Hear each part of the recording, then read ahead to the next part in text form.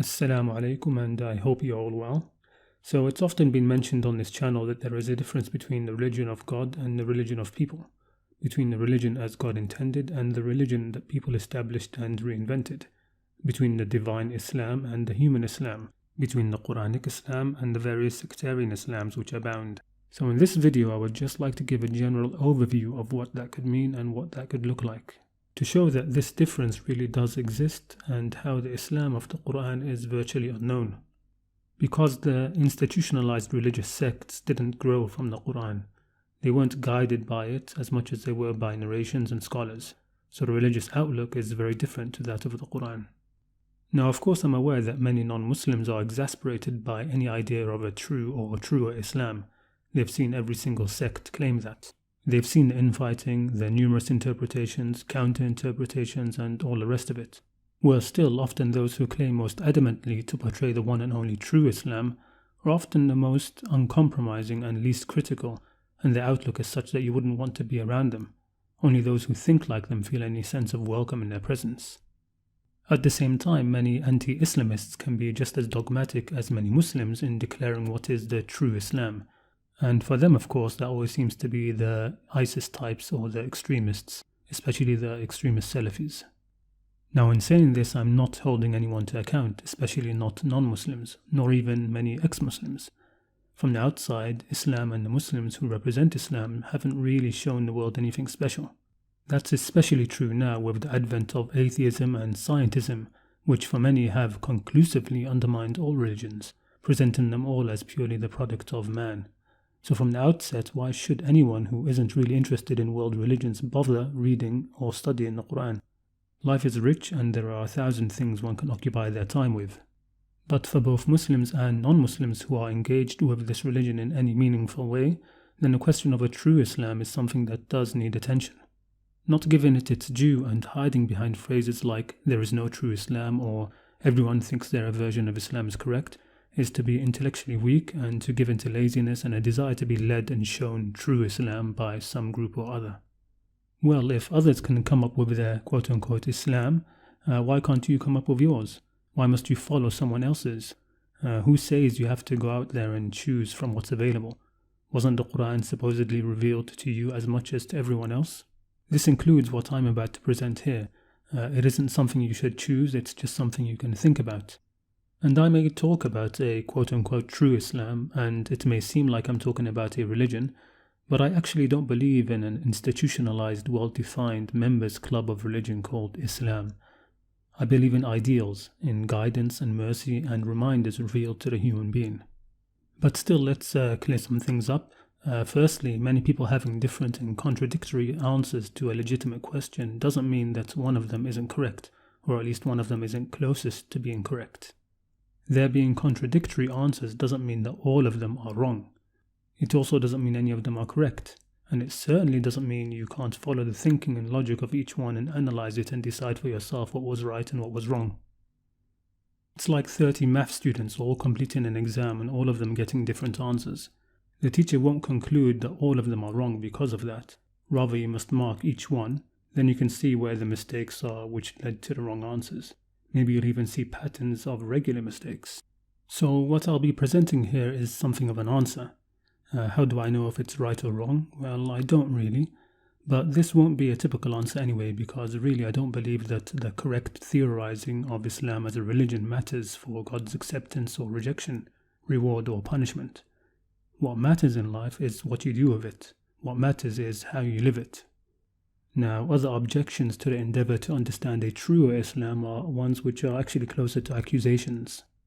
One such example basically says you are just trying to be different, trying to get a different conclusion to everyone else, this is an ego trip, etc. This of course isn't unreasonable. I've seen enough of it to know that it can happen. Though I personally have confidence that other thoughtful people who are likewise sincere can tell the difference between an argument with some substance and one without any, and which is just the product of ego and a desire to be different. Those who have checked their own hearts thoroughly and are sure they are largely free from such motivations should just ignore these accusations, treat them as childish provocations of little relevance and just move on. Another objection attempts to saddle you here in the present and now with the burden of history's flaws and failures.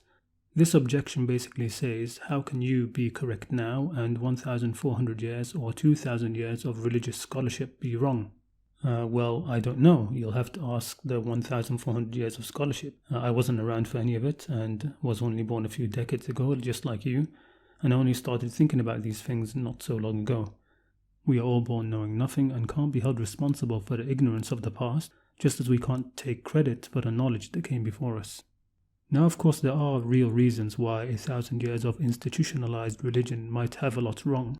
In fact, this objection is all the more surprising coming from those who believe and accept that religion is just a manipulative tool for those in power. Yes, I would almost entirely agree, but I would also extend those in power in a broader way. But the real question is, has that always been the case? Is that how the great world religion started, as tools of manipulation and power? To the Muslims listening who are really my primary target audience, I would like to remind you that the one complaint of the Messenger on the Day of Judgment will be that his nation has abandoned this Qur'an, literally did hijrah from it, meaning it was abandoned for something else in its place. This has happened, is happening, and will continue to happen. We are no different from those who came before us. With all due respect to any Christians and Jews listening, but just as they abandoned their scriptures and the teachings of their prophets for the words and formulations of their rabbis, monks and priests, words and formulations which eventually condensed into what we see now as the religions of Christianity and Judaism, well, we Muslims have done exactly the same thing. In fact, the Prophet foretold this in the famous authentic hadith where he said, "You will follow the way of those before you," meaning the Jews and the Christians, "span by span, and inch by inch, so much so that if they entered the hole of a lizard, you would follow them." Now, he wasn't talking about boy bands and hairstyles and miniskirts. He was talking about the religion. Look at how quickly and early their religions changed. Well, ours did just the same. Look at everything they are accused of doing in the Qur'an and you'll find that we have done something similar. And just as the Qur'an says to them, O people of the book, you have nothing until you establish the Torah and Injil. So likewise we have nothing, we are upon nothing, لسنا على شيء, until we actually establish the Qur'an firmly. Religions were only started by God. The rest of the scholarly conceptualizations and established institutions, intellectual or otherwise, were all made by people. It's been over 1,400 years of Islam, and of that only 23 years in the beginning were with God's direct involvement, and of that only the last 10 years of which with any real temporal authority. The same thing with Christianity, over 2,000 years, and how many of those years was Jesus preaching? It is said only 3.5, I think, and him with no worldly authority at all. And at the end of his ministry, what happened, happened. Even during the preaching and God's active involvement, still there were some people who supported and others who twisted and opposed. So take 3.5 years for Christ and 23 years for Muhammad. After both, the world changed forever. But the centuries afterwards were people, not God.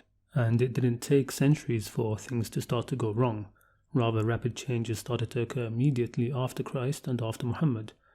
Christianity had Paul, and we also had our own versions of Paul.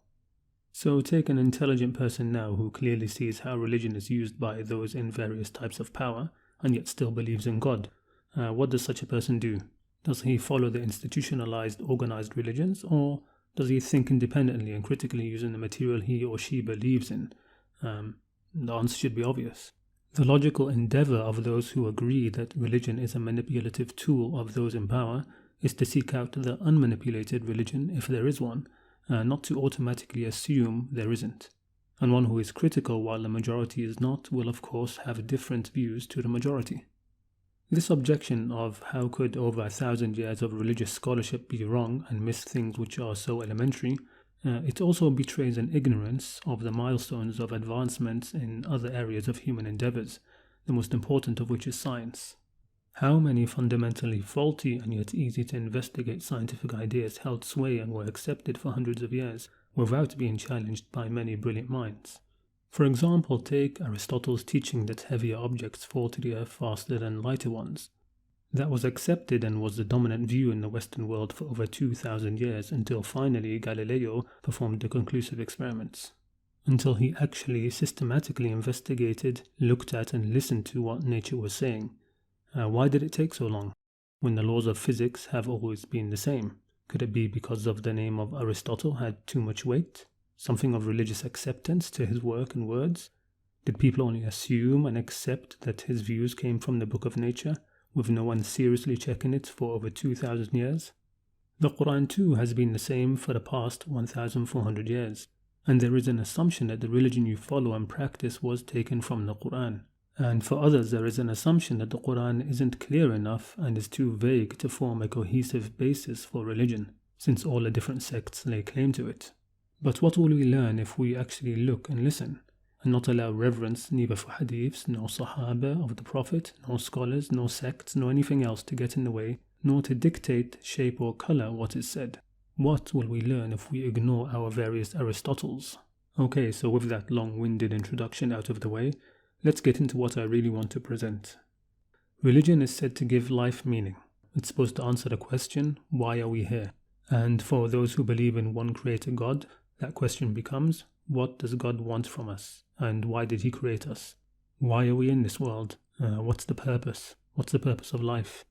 The quick and easy answer you will get from our inherited Islam is that we are all here to worship God, that God created us to worship Him. As He said in the Qur'an, وَمَا خَلَقْتُ الْجِنَّ وَالْإِنسَ إِلَّا لِيَعْبُدُونَ. I have only created the jinns and men that they may worship or serve me. That's the only answer they will give, and it pretty much stops there. If you try to go further, you usually won't get a very satisfactory answer. Instead, you might get a circular argument. Why did He create us? To worship Him.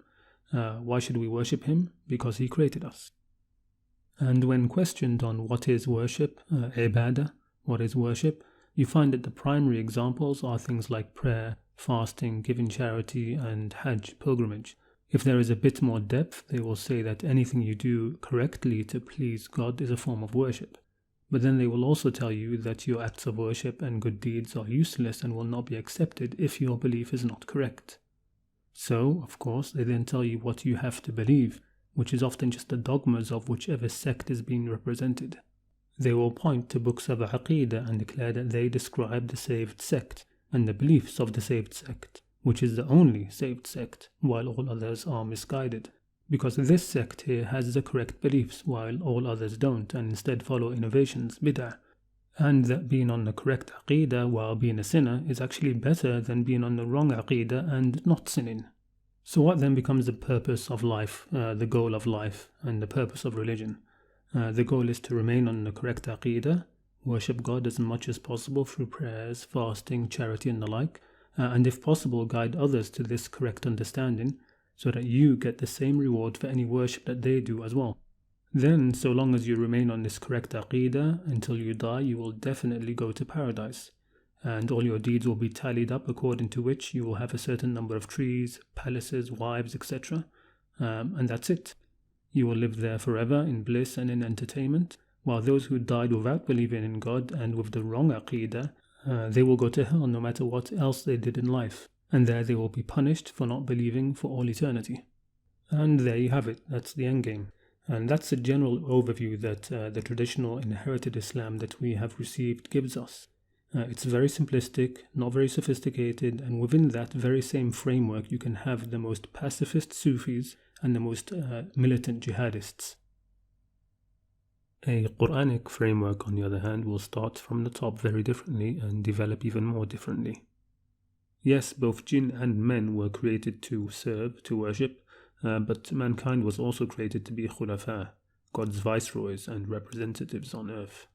We all know the story. God created Adam and said, "Inni ja'ilun fil ardi khalifa," and we are also meant to cultivate the earth, isti'mar, because that is what a khalifa does. اعبدوا الله ما لكم من إله غيره هو أنشأكم من الأرض واستعمركم فيها. Serve or worship God, you have no other God except Him. He brought you forth from the earth and has employed you to build it, to cultivate it. So you see, immediately we have something else, rather than just a purpose of life, which is just to worship, to pray, fast and that sort of thing. And finally, we are also here to be tested and put through trials, both by means of what we have been given and also to see which of us is best in deeds, not beliefs, deeds. وهو الذي جعلكم خلفاء الأرض ورفع بعضكم فوق بعض درجات ليبلوكم فيما آتاكم. إِنَّ رَبَّكَ سَرِيعُ الْعِقَابِ وَإِنَّهُ لَغَفُورٌ رَحِيمٌ. And it is He who has made you viceroys of the earth and raised some of you in rank above others, that He may try you and put you to test by means of what He has given you. الذي خلق الموت والحياة ليبلوكم أيكم أحسن عملا وهو العزيز الغفور.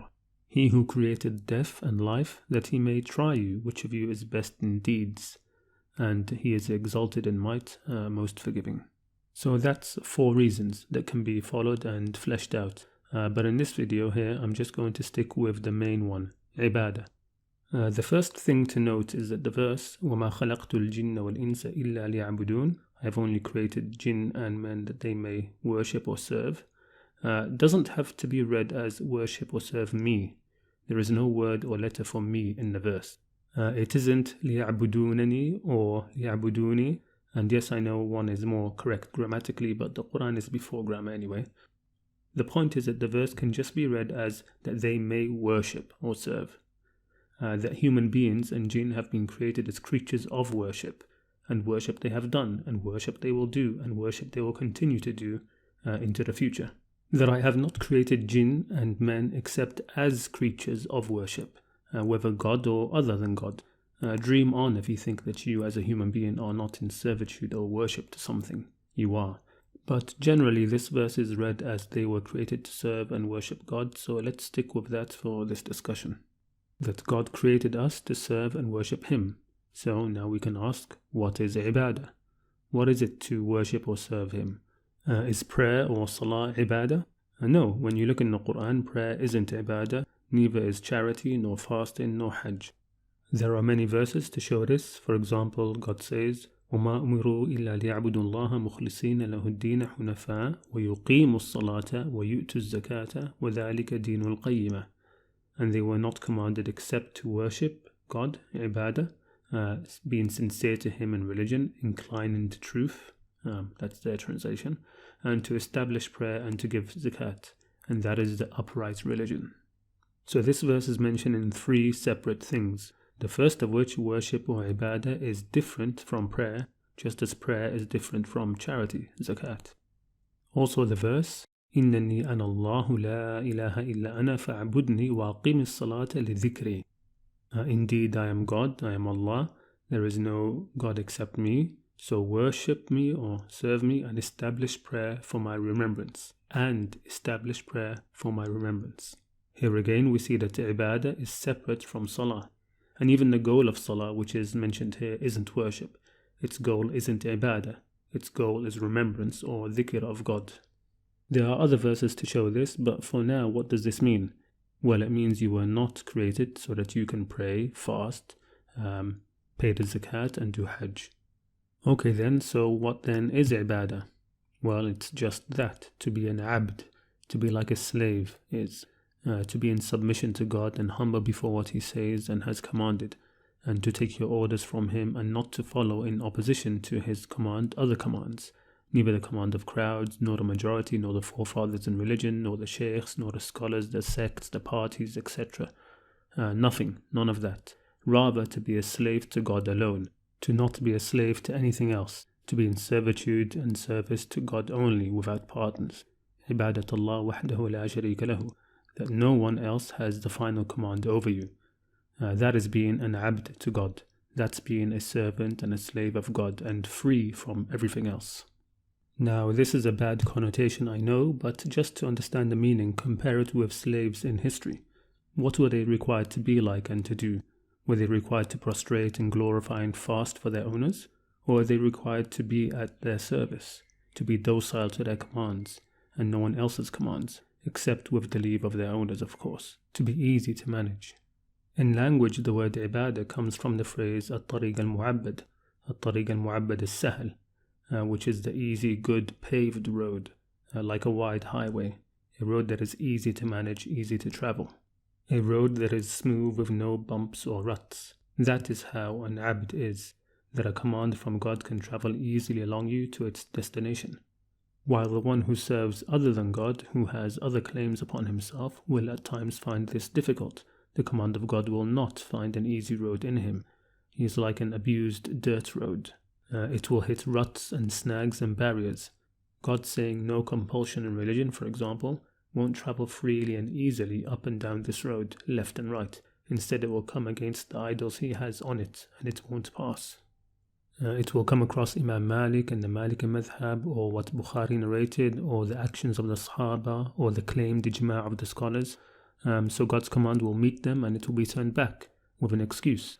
Or maybe it will get through, but just barely able to avoid the numerous ruts and blocks on the road. There will also be an inability to speak up as a witness for God against yourself or your sect or your in-group or your heroes and idols, because there is no true ibadah for God alone.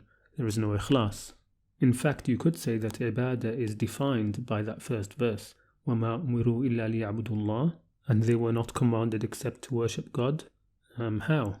How were they commanded to serve and worship God? In what way? What does it mean that they should serve God? And يَعْبُدُوا اللَّهِ. And the answer is given in the next phrase of the verse. It means مُخْلِصِينَ لَهُ الدِّينَ حُنَفَاءَ. It doesn't say and to be mukhlis in your deen hunafa. There is no wow and no and. So that second part, مُخْلِصِينَ لَهُ الدِّينَ, is helping to describe that first part, ibadatullah. It is describing it as having ikhlas in your religion towards him while being a Hanif. The word ikhlas in Arabic means to be solely for something alone, to be clear, unmixed, unadulterated, that your religion is solely for God, not mixed with anything else, not with your sect, nor your sheikh, nor your imam, not with Ahl Sunnah wal Jama'ah, nor with Madrasat Ahlul Bayt, nor even mixed with yourself, your nafs as the Sufis would say, not your ego, nor your ambitions. Your religion is for no one but God alone, مُخْلِصِينَ لَهُ الدِّينَ, unmixed with anything else. Ikhlas isn't about intentions as people think. Just read Surah Al-Ikhlas. Is there anything in it about intentions? No, it's about God alone. God being unique, unmixed, begotten not, nor is he begotten, and there is nothing like unto him. Ibadatullah wahdahu, alone and with ikhlas, is to be solely and only for God at your very core, and for nobody else and nothing else. To have that part of you completely free and unmixed in this world, nor with anything in the world.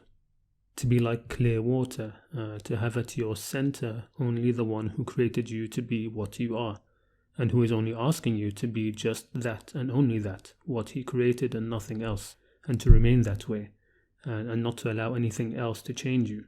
Not to let a single taghut, neither directly a taghut of Shaitan, nor a taghut of people with their own taghuts from Shaitan, not to let a single one of them in and mix with what you are, lest they change you into something else, something you are not, something God did not intend, something against your nature, something not human, lest they take you away from your humanity, lest they take you away from the humanity he created you with, and turn you either into a shaitan yourself or a beast or a slave that benefits them. وَلَقَدْ بَعَثْنَا فِي كُلِّ أُمَّةٍ رَسُولًا أَنِ اعْبُدُوا اللَّهَ وَاجْتَنِبُوا الطَّاغُوتَ. And truly we have raised in every nation a messenger proclaiming, serve God and shun the taghut. Stay away from them, don't serve them.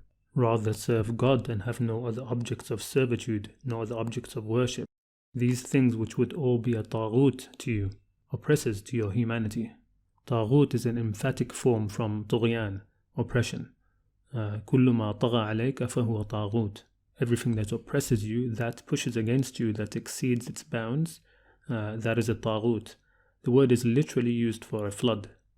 In the Qur'an, when speaking about Noah's flood, it says, إِنَّا لَمَّا طَغَى الْمَاءَ حَمَلْنَاكُمْ فِي الْجَارِيَةِ.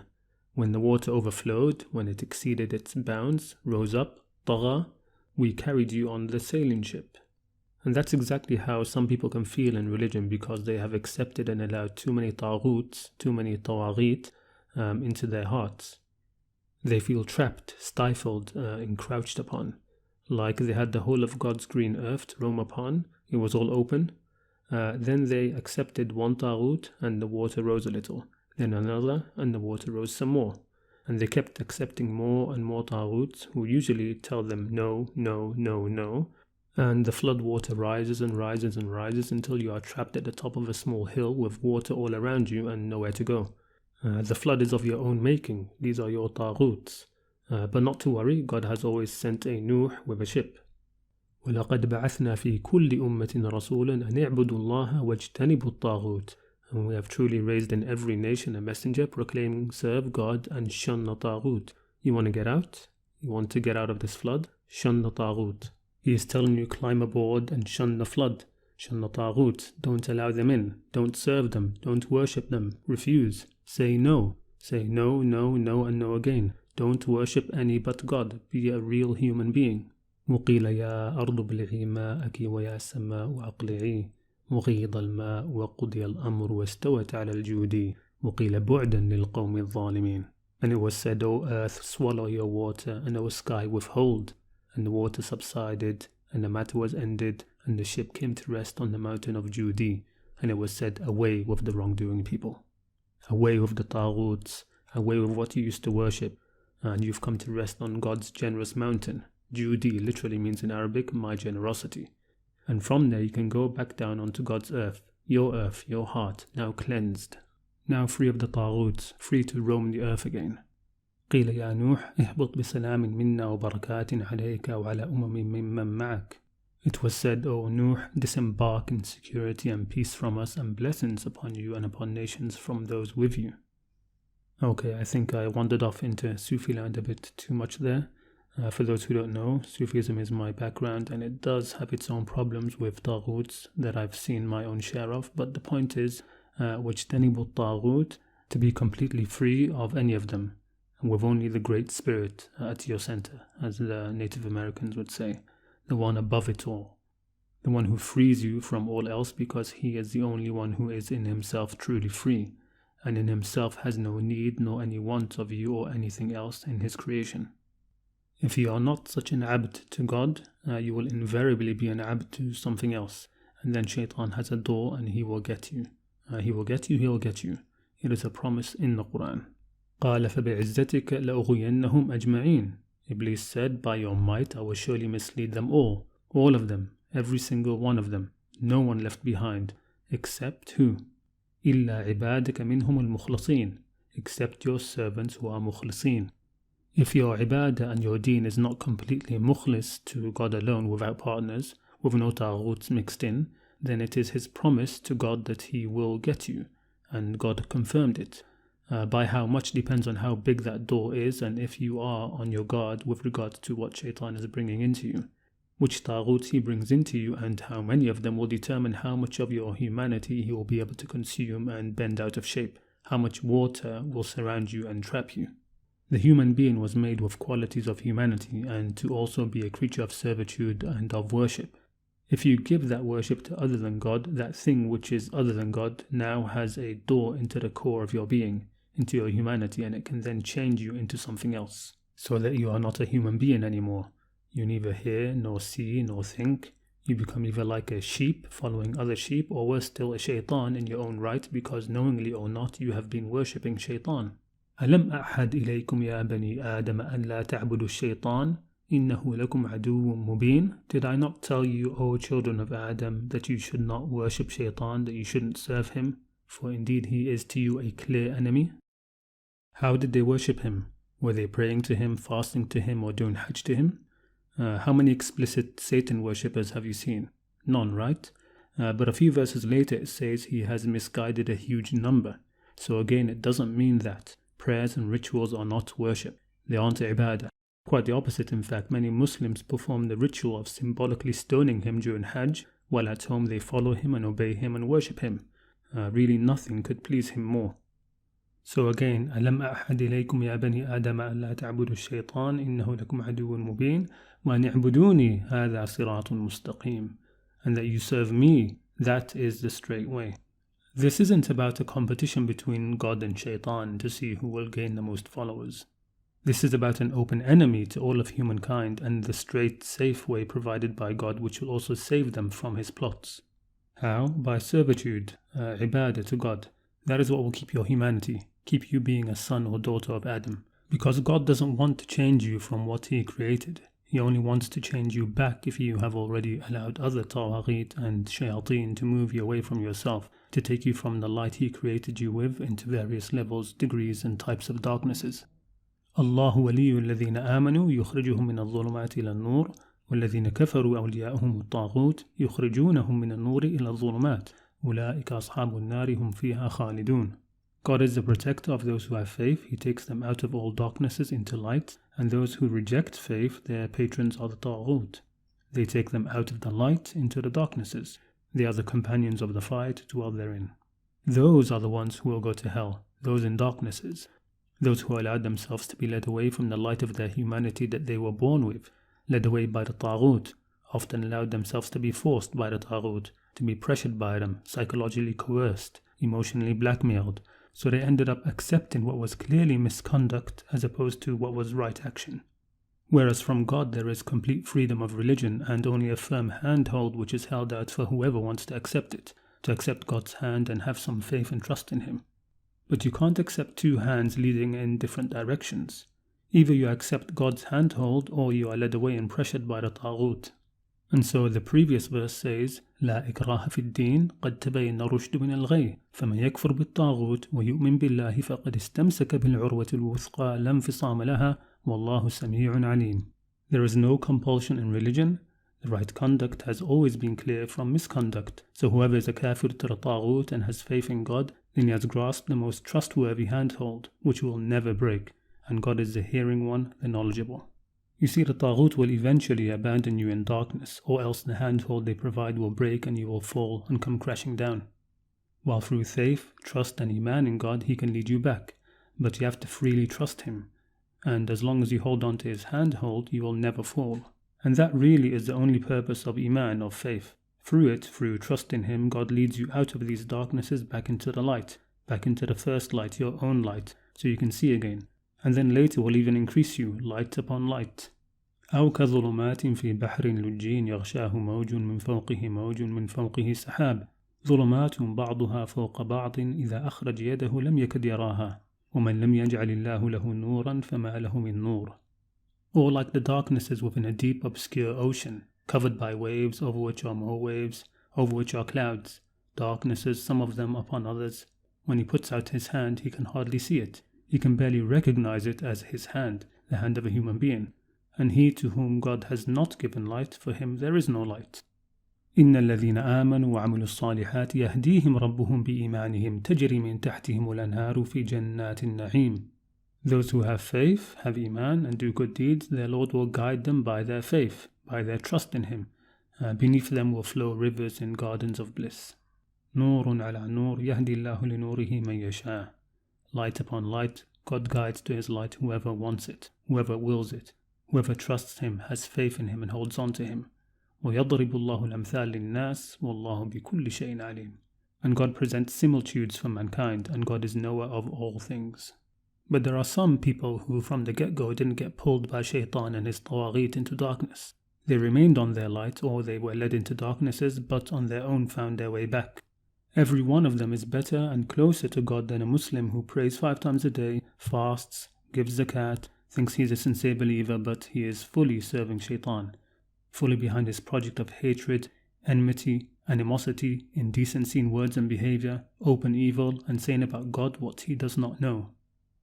How did he get like that? How did this complete blindness, this darkness, this tragedy of tragedies happen to this Muslim who says they believe in and follow the Qur'an and Muhammad sallallahu alayhi wasallam? Well, because he was not mukhlis in his ibadah to God. He had no ikhlas, so Shaitan got him just like he said.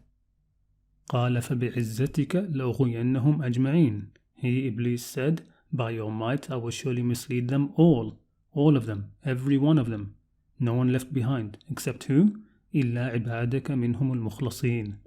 Except your servants who are mukhlisin. He didn't serve God alone and keep away from the Taghut. Instead, he followed and had many tawaghit. His sheikh was his taghut, his sect was his taghut, the Salaf al-Salih were his taghut, the Sahaba were his taghut, Imam al-Shafi'i was his taghut, Umar ibn al-Khattab was his taghut, etc., etc. When the Qur'an talks about taghut and not worshipping the taghut, it isn't talking about stone and wooden idols. They hardly matter. That isn't the primary shirk talked about in the Qur'an. The worship of stone and wooden idols in and of itself is actually harmless. It was always about the people behind the idols, the ones speaking in their names. And the taghuts now are also people who speak in the name of God and command misconduct and evil, ghay. I mean, really, from where do Muslims think Shaitan will get to them? Through what exactly? Through Lat and Al-Uzza and Manat, the third one? Or through Hubal and Nasra? People have such a trivial view of Shaitan. They think he is still out there weeping over Hubal and the stone and wooden idols of Arabia, when he is actually happy that they are gone. And he wouldn't swap them for what he has now, not for all the world. What he has now is 100 times better. He has Tawaghit in the name of God. And that is what we see in our sectarian inherited Islams. Can you honestly say they are for God alone? That they are clear, pure, unmingled with anything else? No way.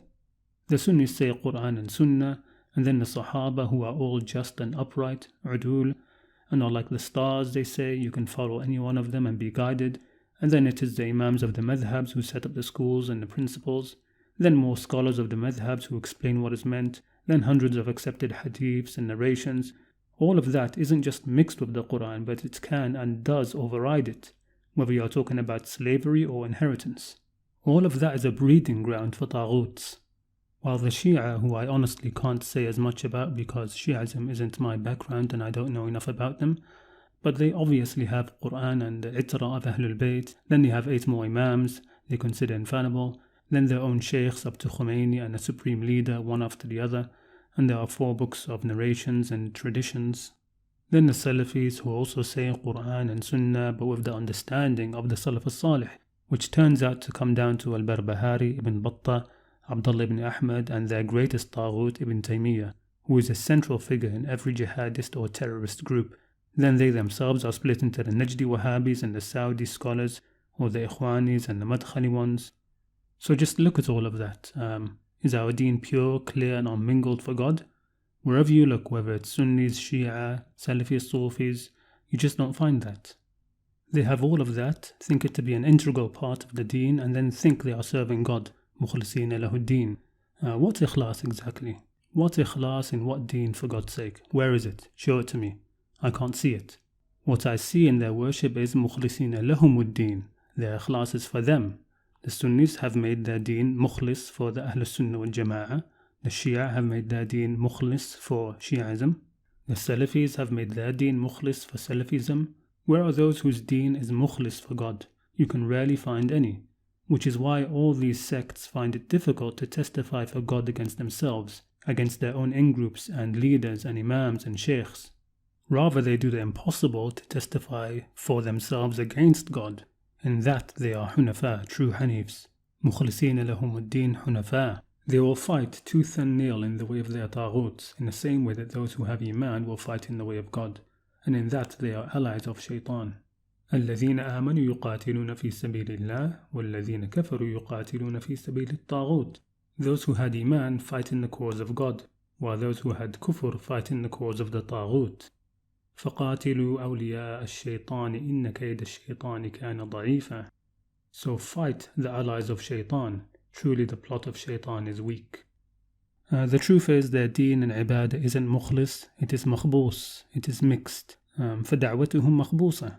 So their calling to Islam is also mixed with the same thing, a mixture of a heritage of nifaq, kufr, shirk, iman, all packaged and presented in the words of the Qur'an. And it's all cooked in Shaitan's restaurant and he is the chef.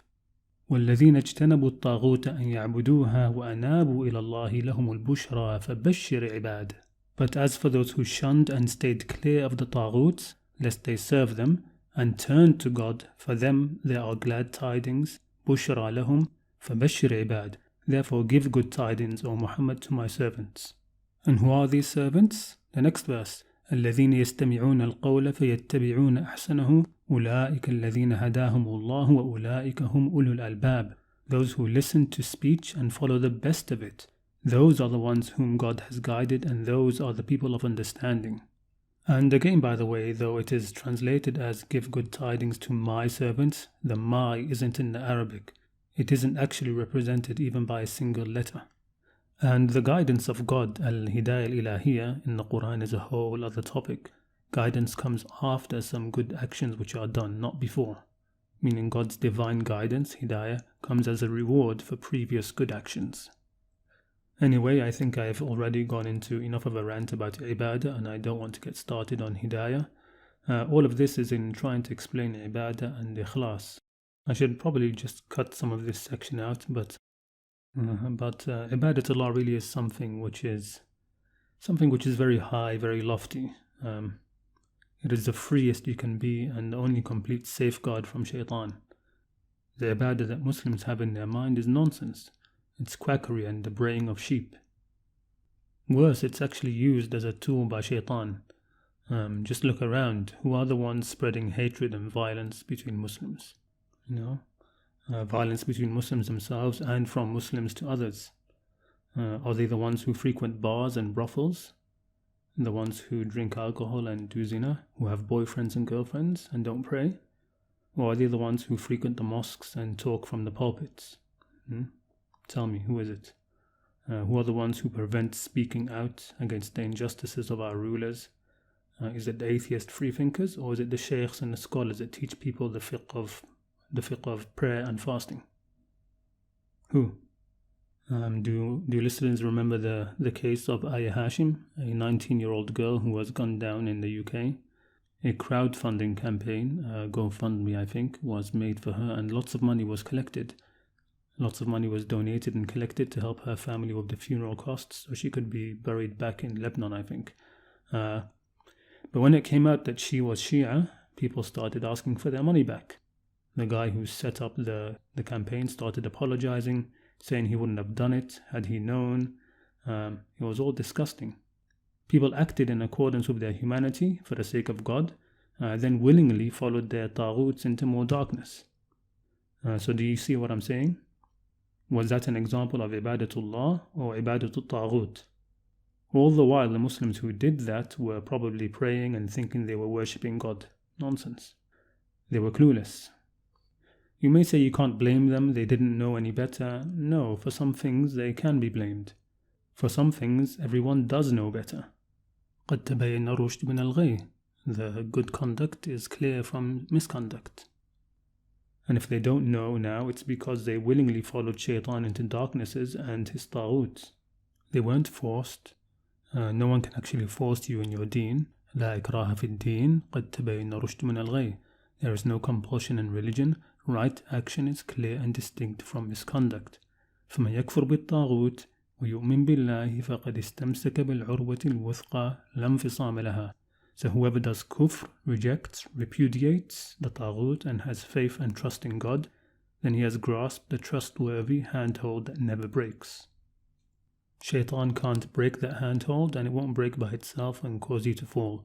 The only way you will fall is if you let go. So you see the presence of the taghut in this verse. Wallahu Sami'un Alim. And God hears and sees all.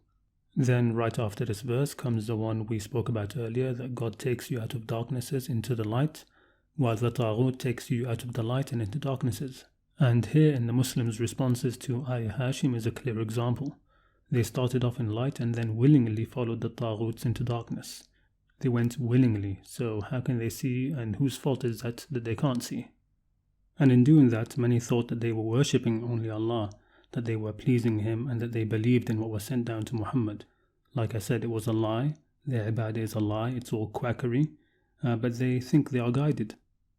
أَلَمْ تَرَ إِلَى الَّذِينَ يَزْعُمُونَ أَنَّهُمْ آمَنُوا بِمَا أُنزِلَ إِلَيْكَ وَمَا أُنزِلَ مِنْ قَبْلِكَ. Have you not seen those who claim to have believed in what was revealed to you, O Muhammad, and in what was revealed before you? Who are these? Aren't they Muslims? Aren't they those who think they are Muslims? Who think they are following the Qur'an that was revealed to Muhammad? Who think they believe in what was revealed before him as well? They think that and claim that, but it's not true. Why? Because يريدون أن يتحاكموا إلى الطاغوت وقد أمروا أن يكفروا به.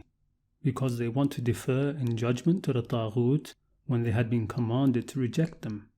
They were commanded here in the Qur'an, which they claim to believe in, and every messenger before Muhammad was also sent with the same thing, as in the verse we've already read, وَلَقَدْ بَعَثْنَا فِي كُلِّ أُمَّةٍ رَسُولًا أَنِ اعْبُدُوا اللَّهَ وَاجْتَنِبُوا الطَّاغُوتِ. And truly we have raised in every nation a messenger proclaiming, serve God and shun the taghut. So how then do these Muslims believe in the Qur'an or in what was before the Qur'an when they don't shun the taghut, but instead go to them for judgments, when they allow them into their deen, when they mix them into their ibadah, when they have no ikhlas for God in their ibadah?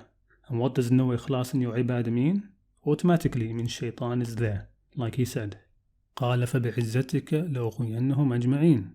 Iblis said, by your might I will surely mislead them all, except who? إِلَّا عِبَادَكَ مِنْهُمُ الْمُخْلَصِينَ, except your servants who are mukhlisin. And how does this verse end? This verse of those who go to the Taghut for judgment? وَيُرِيدُ الشَّيْطَانِ أَن يُضِلَّهُمْ ضَلَالًا بَعِيدًا. And Shaitan wishes to misguide them in a far, far misguidance. Not just misguidance, but far, far misguidance. He wants to take you far, far away into darkness. And he can, because he has Taghuts which you have taken as giving guidance. The far, far misguidance, al-Dalal al-Ba'id, is to act in misguidance, believing it is guidance from God. And through his Taghuts, Shaitan can do that. Taghut of Salafism, Ahl Sunnah wal Jama'ah, Shi'ism, Imams, Sheikhs, Sahaba, Tabi'een, all of that. Through them, he can make you into a true kafir, more so than if you were just worshipping Allat or Al-Uzza. As the Qur'an says when discussing who are the true kafirun, they are those who believe in part of the messengers and reject a part in favor of their taghuts. أُولَٰئِكَ هُمُ الْكَافِرُونَ حَقًّا وَأَعْتَدْنَا لِلْكَافِرِينَ عَذَابًا مُهِينًا. Those are the kafirun in truth, and we have prepared for the kafirun a humiliating punishment. Maybe I should just clarify here though that I am not making takfir on anyone, not on Salafis, Sunnis, Shia or anyone else. I don't look at Islam in that institutionalized religion sort of way where you can now be in or out of the club. So when I talk about the kufr or shirk of the Muslims, they are still Muslims. They still have the Muslim label so long as they claim it, even if in my view they are complete kafirs or mushrik. Just as I see that some non-Muslims can be complete Muslims even though they don't have nor even want the label of Islam. I see kufr and shirk and nifaq as something very different. Most people, including myself, have some of it all. Kufr, shirk, nifaq, iman, Islam.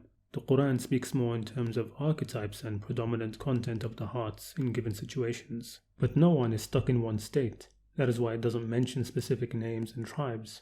When we act in kufr, it calls us الَّذِينَ كَفَرُوا, even if we are Muslims. When we are in shirk, we are mushrikeen in God's discourse. When we act in faith, it addresses us as al-mu'mineen.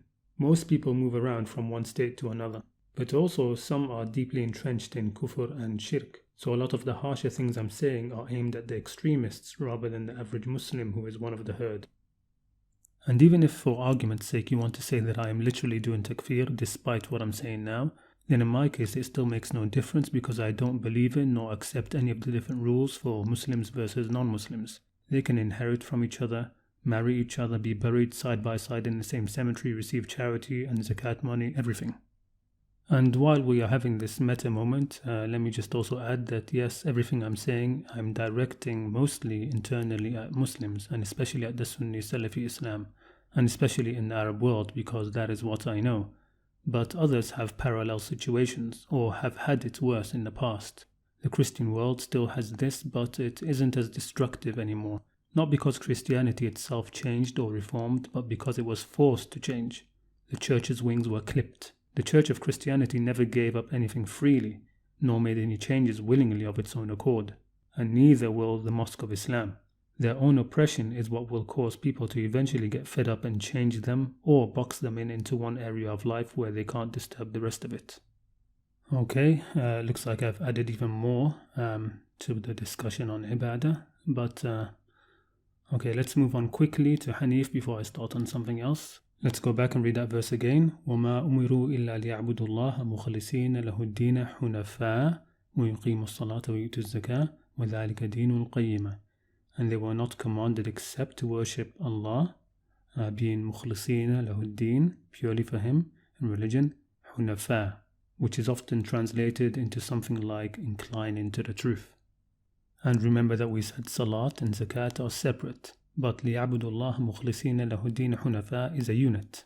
The word Hanif, like I said, is often translated as incline into the truth or true in religion, something like that. You find this in dictionaries too, but remember the Arabic language was codified and dictionaries were made after the Qur'an. And so you often have a catch-22 where the later institutionalized Islamic understandings of words, understandings that were spread after the Qur'an but before the codification of the language, ended up becoming part of the codified language. You have a similar issue of the words nifaq and kufr. So that isn't really what Hanif means. Hanif comes from a word meaning to walk on the back of your feet.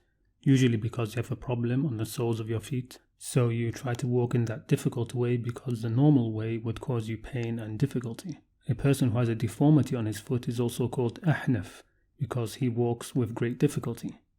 Hanif therefore means to walk with great difficulty, and to do something Hanifan means to do it despite the great difficulty. It's to take the difficult path of sincerity in religion, the path towards God even if alone and against all the difficulties, even going against all the taghuts, against all the sects, all the imams, all the sheikhs, all the hadiths, all the sahaba, all the taghuts who stand in your way and make it difficult. Like the Prophet Ibrahim, who is the one most described as doing something Hanifan in the Qur'an. He had no one, everyone was against him, all his people, including his father Azar. And by the way, his name Azar being mentioned in the Qur'an means he wasn't really Ibrahim's biological father, but really his uncle. Anyway, Ibrahim searched and searched for God, from the planet Venus to the moon to the sun, to his confrontation with his people, his uncle, to having to leave his homeland, to trouble with a king, etc. Yet still Ibrahim went through all the difficulties and walked the difficult path. And eventually God guided him and honored him for it in this world and the next.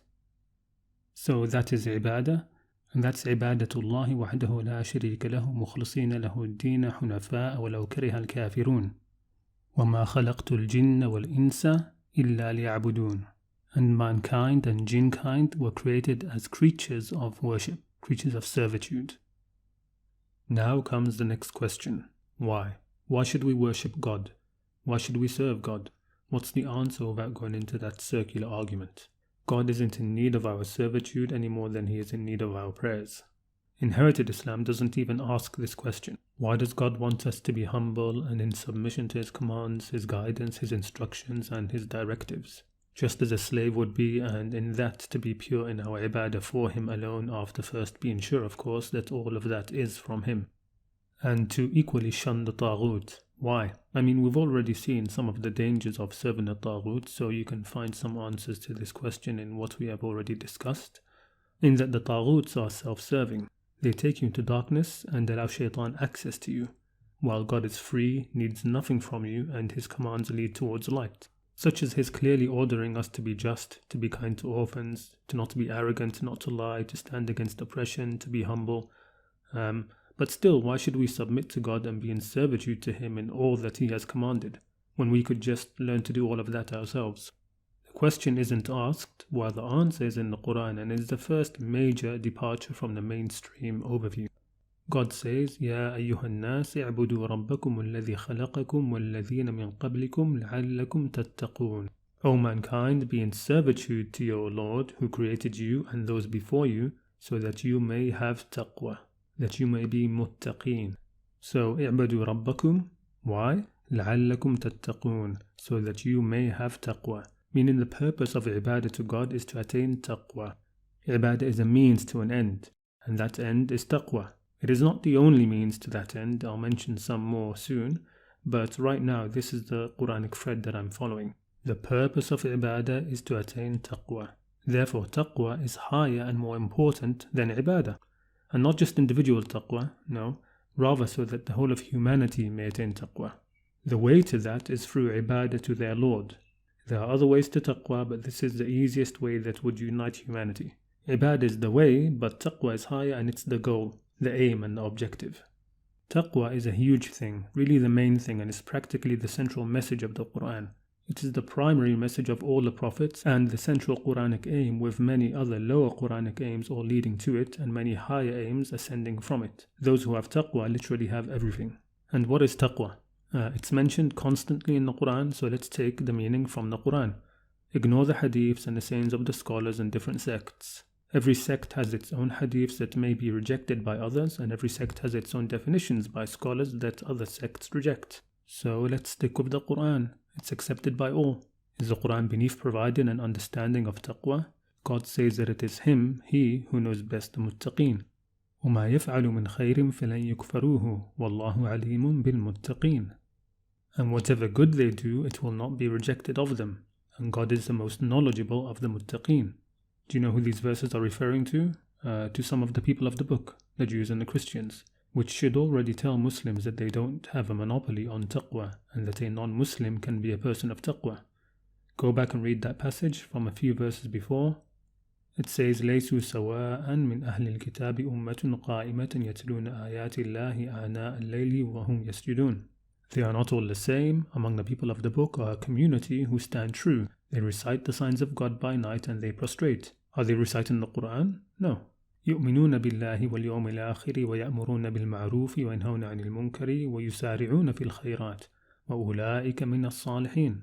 They have faith in God and the last day and enjoin right and forbid wrong and race with others to good deeds, and they are from the righteous, from the Salihin. God is here calling them the Salihin, which means that when a Muslim prays in Surah Al-Fatiha to be among those whom God has graced, أنعم الله عليهم, who are the prophets, the truthful, the witnesses and the Salihin, then you are also praying to be with them. Why?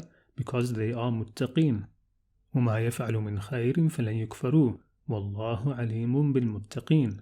And whatever good they do, it will not be rejected of them, and God is most knowledgeable of the muttaqeen. And please no nonsense about this being abrogated and the like. The verse says, will not be rejected. Lan yukfaru. Future negative. And don't argue with God about who is muttaqi and who isn't. He knows the muttaqeen, not you. Okay, small diversion, but no problem. What then does taqwa mean? Can it be known from the Qur'an? Yes, and has already been shown on this channel numerous times from the work of Hassan al-Maliki. The central basis and foundational meaning of taqwa is to refrain from all forms of aggression and harm, whether physically, intellectually or emotionally. This is taken from the verse, وَتَعَاوَنُوا عَلَى الْبِرِّ وَالتَّقْوَى وَلَا تَعَاوَنُوا عَلَى الْإِثْمِ وَالْعُدْوَانِ, and cooperate in righteousness and taqwa, but do not cooperate in sin and aggression. Looking at the juxtapositions in this verse, you'll see that just as righteousness, bir, is the opposite of sin, ithm, so taqwa must be the opposite of udwan, which is aggression. And what is the opposite of aggression? Well, the start of its opposite is certainly to refrain from aggression. So that's the basis of taqwa. That's its foundation. There being opposites is also why in my video listing those whom God says He loves and those whom He says He doesn't love, you will see that the muttaqeen and the mu'tadeen are both mentioned 3 times. Let me just quickly say again here that God never says even once in the whole Qur'an that He loves the mu'mineen, the believers or the faithful. Iman is not as central as most Muslims think, certainly nowhere near as important as taqwa. Taqwa and udwan being opposites means a mu'tadi, an aggressor, can never ever be a muttaqi, a person of taqwa. Just like one who lies can never be called a truthful person. The foundation on which taqwa is built is to refrain from aggression, and thus to not cause any harm. That's the starting point. That's the entry level for taqwa. While its highest level is ihsan, to not only refrain from harming someone but to initiate doing good towards them. That is the real opposite of udwan, which is why the Qur'an consistently links taqwa with ihsan and the muhsineen. In my view, taqwa is a Qur'anic term for what is traditionally called muraqaba or muraqabatullah, because taqwa is described as being in the heart, both in the Qur'an and in hadiths. Its lowest point is an inner sense that prevents you from udwan, from aggression, and causing harm, while its highest level is a divine awareness that automatically induces ihsan in your actions. As in the famous hadith of Jibreel describing ihsan as أَن تَعْبُدَ اللَّهَ كَأَنَّكَ تَرَاهُ فَإِن لَمْ تَكُنْ تَرَاهُ فَإِنَّهُ يَرَاكَ, that you are in service or servitude to God as if you see Him, and if you can't see Him then He sees you. This describes the inner state, the taqwa of the person whose servitude to God is done in ihsan because of it. But for starters, the most important definition, because it is the most basic and the most absent in people's minds, is Hassan al-Maliki's simple definition, which is that taqwa is to refrain from committing harm and aggression, whether physically or spiritually, to anyone or anything. Which is why when we see someone hurting someone else, what do we say? We say, ittaqillah, have taqwa of Allah, i.e. stop harming that person. So the purpose of our ibadah is taqwa. Ibadah is supposed to lead us to the higher virtue of taqwa. But not just ibadah. We are also told that in qisas, which is legal retribution, there is life for us so that we may attain taqwa. We are told to follow the straight path so that we may attain taqwa. We are given warnings and threats so that we may have taqwa. God makes His signs clear to us so that perhaps we may have taqwa. The Qur'an has been made pure with no crookedness so that we may attain taqwa. We are admonished that we may gain taqwa. We are given dhikr and remembrance both in the book and out of it so that we may be of those of taqwa. We are told to use our intellect that perhaps it may lead us to taqwa. We are told to take hold of the book firmly that we may achieve taqwa. The purpose of fasting, given in the Qur'an, is to attain taqwa. The Hajj is to magnify the symbols of God, which is a form of taqwa of the hearts. The purpose of the prayer is also remembrance, dhikr, and dhikr leads to taqwa. And prayer is supposed to prevent you from indecencies and open evil, which is a part of taqwa. There are things which are a right and a duty upon the people of taqwa, حَقٍّ عَلَى الْمُتَّقِينَ, and every prophet has come with the call, will you not have taqwa, will you not have taqwa? Everything leads to taqwa. And right from the beginning of the Qur'an, we have Alif Lam Mim, ذَلِكَ الْكِتَابُ لَا رَيْبَ فِيهِ هُدًى لِلْمُتَّقِينَ. Alif Lam Mim, that is the book in which there is no doubt. Guidance for who? For the muttaqeen, for the people of taqwa. The Qur'an is guidance for those who have taqwa. As for the unjust and the oppressors, لا يزيد الظالمين إلا خسارة. It won't increase them in anything but loss. وهو عليهم عمى, and they will be blind to it. Allah has made the Qur'an this way. It is only a warning to those who are alive. لينذر من كان حيا. As for the walking dead, they won't see any warning in it. They have to come back to life first, and there is a part of the Qur'an which is for that. I actually have a Reddit post about how people see the Qur'an, how it divides people, which is what it is supposed to do. It isn't meant to, nor is it going to guide the dead and the unjust. وَلِلَّهِ مَا فِي السَّمَاوَاتِ وَمَا فِي الْأَرْضِ وَلَقَدْ وَصَّيْنَا الَّذِينَ أُوتُوا الْكِتَابَ مِنْ قَبْلِكُمْ وَإِيَّاكُمْ أَنِ اتَّقُوا اللَّهَ وَإِنْ تَكْفُرُوا فَإِنَّ لِلَّهِ مَا فِي السَّمَاوَاتِ وَمَا فِي الْأَرْضِ وَكَانَ اللَّهُ غَنِيًّا حَمِيدًا. When the question is asked, why did God send messengers and reveal with them the books and scriptures? The answer most give is the answer of the inherited Islamic sects, which is that God sent messengers and revealed books so that people should declare His oneness, believe in Him, worship Him alone, and stop worshipping idols and what their forefathers worshipped. But the Qur'an's answer is different. The Qur'an's answer is that they were sent so that mankind may establish or stand up with justice. لقد أرسلنا رسلنا بالبينات وأنزلنا معهم الكتاب والميزان ليقوم الناس بالقسط. We have certainly sent our messengers with clear evidences and sent down with them the scriptures and the balance, so that mankind may establish their affairs in justice. And this is the thing, you see, religions were sent by God to try to uplift humanity, to make them more just, and instead they are used to oppress and to commit injustices. Yes, messengers highlighted injustices, things like giving short measure and the like, but if you look in the Qur'an, the consistent call of all the prophets is to taqwa. Look at Surah Al-Shu'ara, they start with أَلَا تَتَّقُونَ أَلَا تَتَّقُونَ أَلَا تَتَّقُونَ, and they end with فَاتَّقُوا اللَّهَ فَاتَّقُوا اللَّهَ فَاتَّقُوا اللَّهَ. Look at Surah Al-A'raf and Surah Al-Mu'mineen, and all over the Qur'an they say أَفَلَا تَتَّقُونَ أَفَلَا تَتَّقُونَ أَفَلَا تَتَّقُونَ. Will you not have taqwa? Will you not have taqwa? Will you not have taqwa? Why do they call to taqwa when they are sent to have people maintain justice? Because taqwa is integral to establishing justice. One engaged in injustice and who responds to taqwa will stop. One who is intending injustice and remembers taqwa will refrain, because justice is closest to taqwa and is linked to it. Ya ayyuhalladhina amanu kunu qawwamina lillah. O you who have faith, be persistently standing firm for God. Shuhada'a bil qist, witnesses in truth. وَلَا يَجْرِمَنَّكُمْ شَنَآنُ قَوْمٍ عَلَىٰ أَلَّا تَعْدِلُوا. And do not let the hatred of a people prevent you from being just.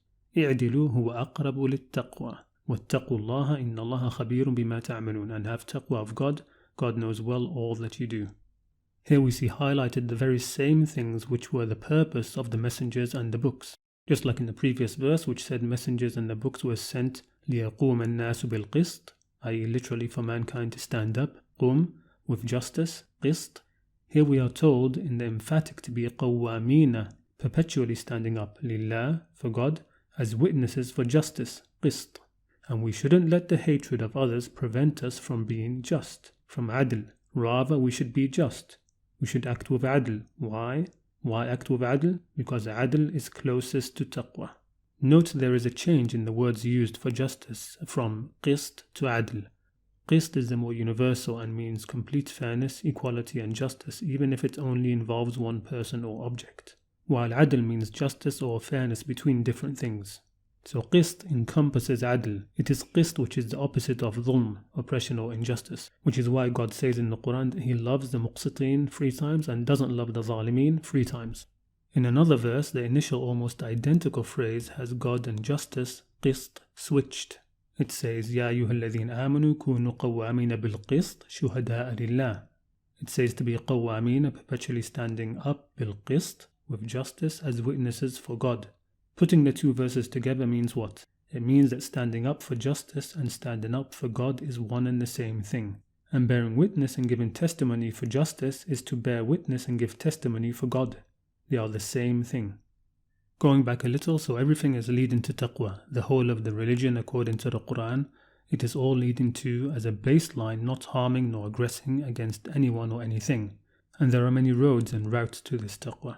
But the more general quality that will lead all humanity and nas to taqwa is for humanity to be in servitude to God alone, the one who created us and those before us, and to shun the taghuts. Again, يا أيها الناس اعبدوا ربكم الذي خلقكم والذين من قبلكم لعلكم تتقون. O mankind, be in servitude to your Lord, who created you and those before you, that you may have taqwa, that you may be of the muttaqeen, that humanity may achieve taqwa. How exactly does that lead to taqwa is another question to be asked and answered, but it would make this video even longer, so I'm going to skip it. Anyone who wants can ponder and think on this issue. Start along the lines that God is the only concept great enough to unite humanity, and He is the only one who has absolutely no need of anyone. He has no favoritism, and as we have seen, He commands to justice and mercy. That can be a start.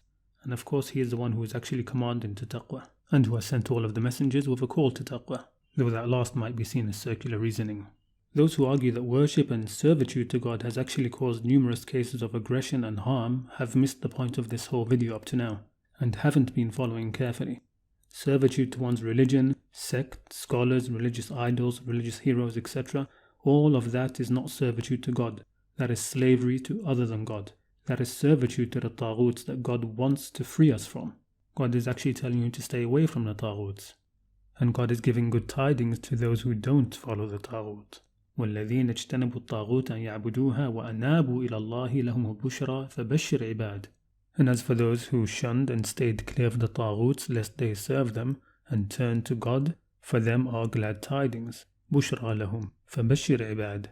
Therefore give good tidings to the servants. And whether you like it or not, you are a servant. You were created a servant, you were born a servant, you will live as a servant, and you will die as a servant. The only thing you can decide is what you serve. Justice, mercy, truth, humanity, knowledge, everything that God represents and has commanded to, or others, your religion, wealth, desires, your nation, pleasures, disputes, arguments, everything which is a taghut and will oppress you and press against your humanity and what God created you to be and to remain. Those who shun all of that and instead turn to God, anabu ilallah, have faith and trust in Him, take hold of His hand, bushra lahum, good tidings for them, because they are on a road to His guidance. They are on the road to ibadah, and from ibadah to taqwa and ihsan. And inna Allaha ma'al ladhina attaqaw wal ladhina hum muhsinun. Truly, God is with those who have taqwa and those who do good deeds.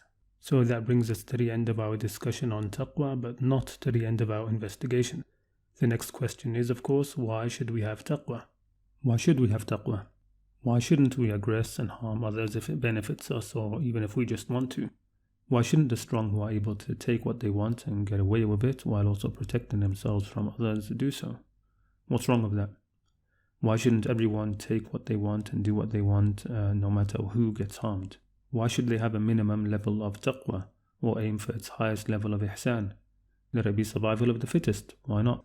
It's natural, isn't it? Why don't you just let us kill each other, oppress each other, enslave each other if we can?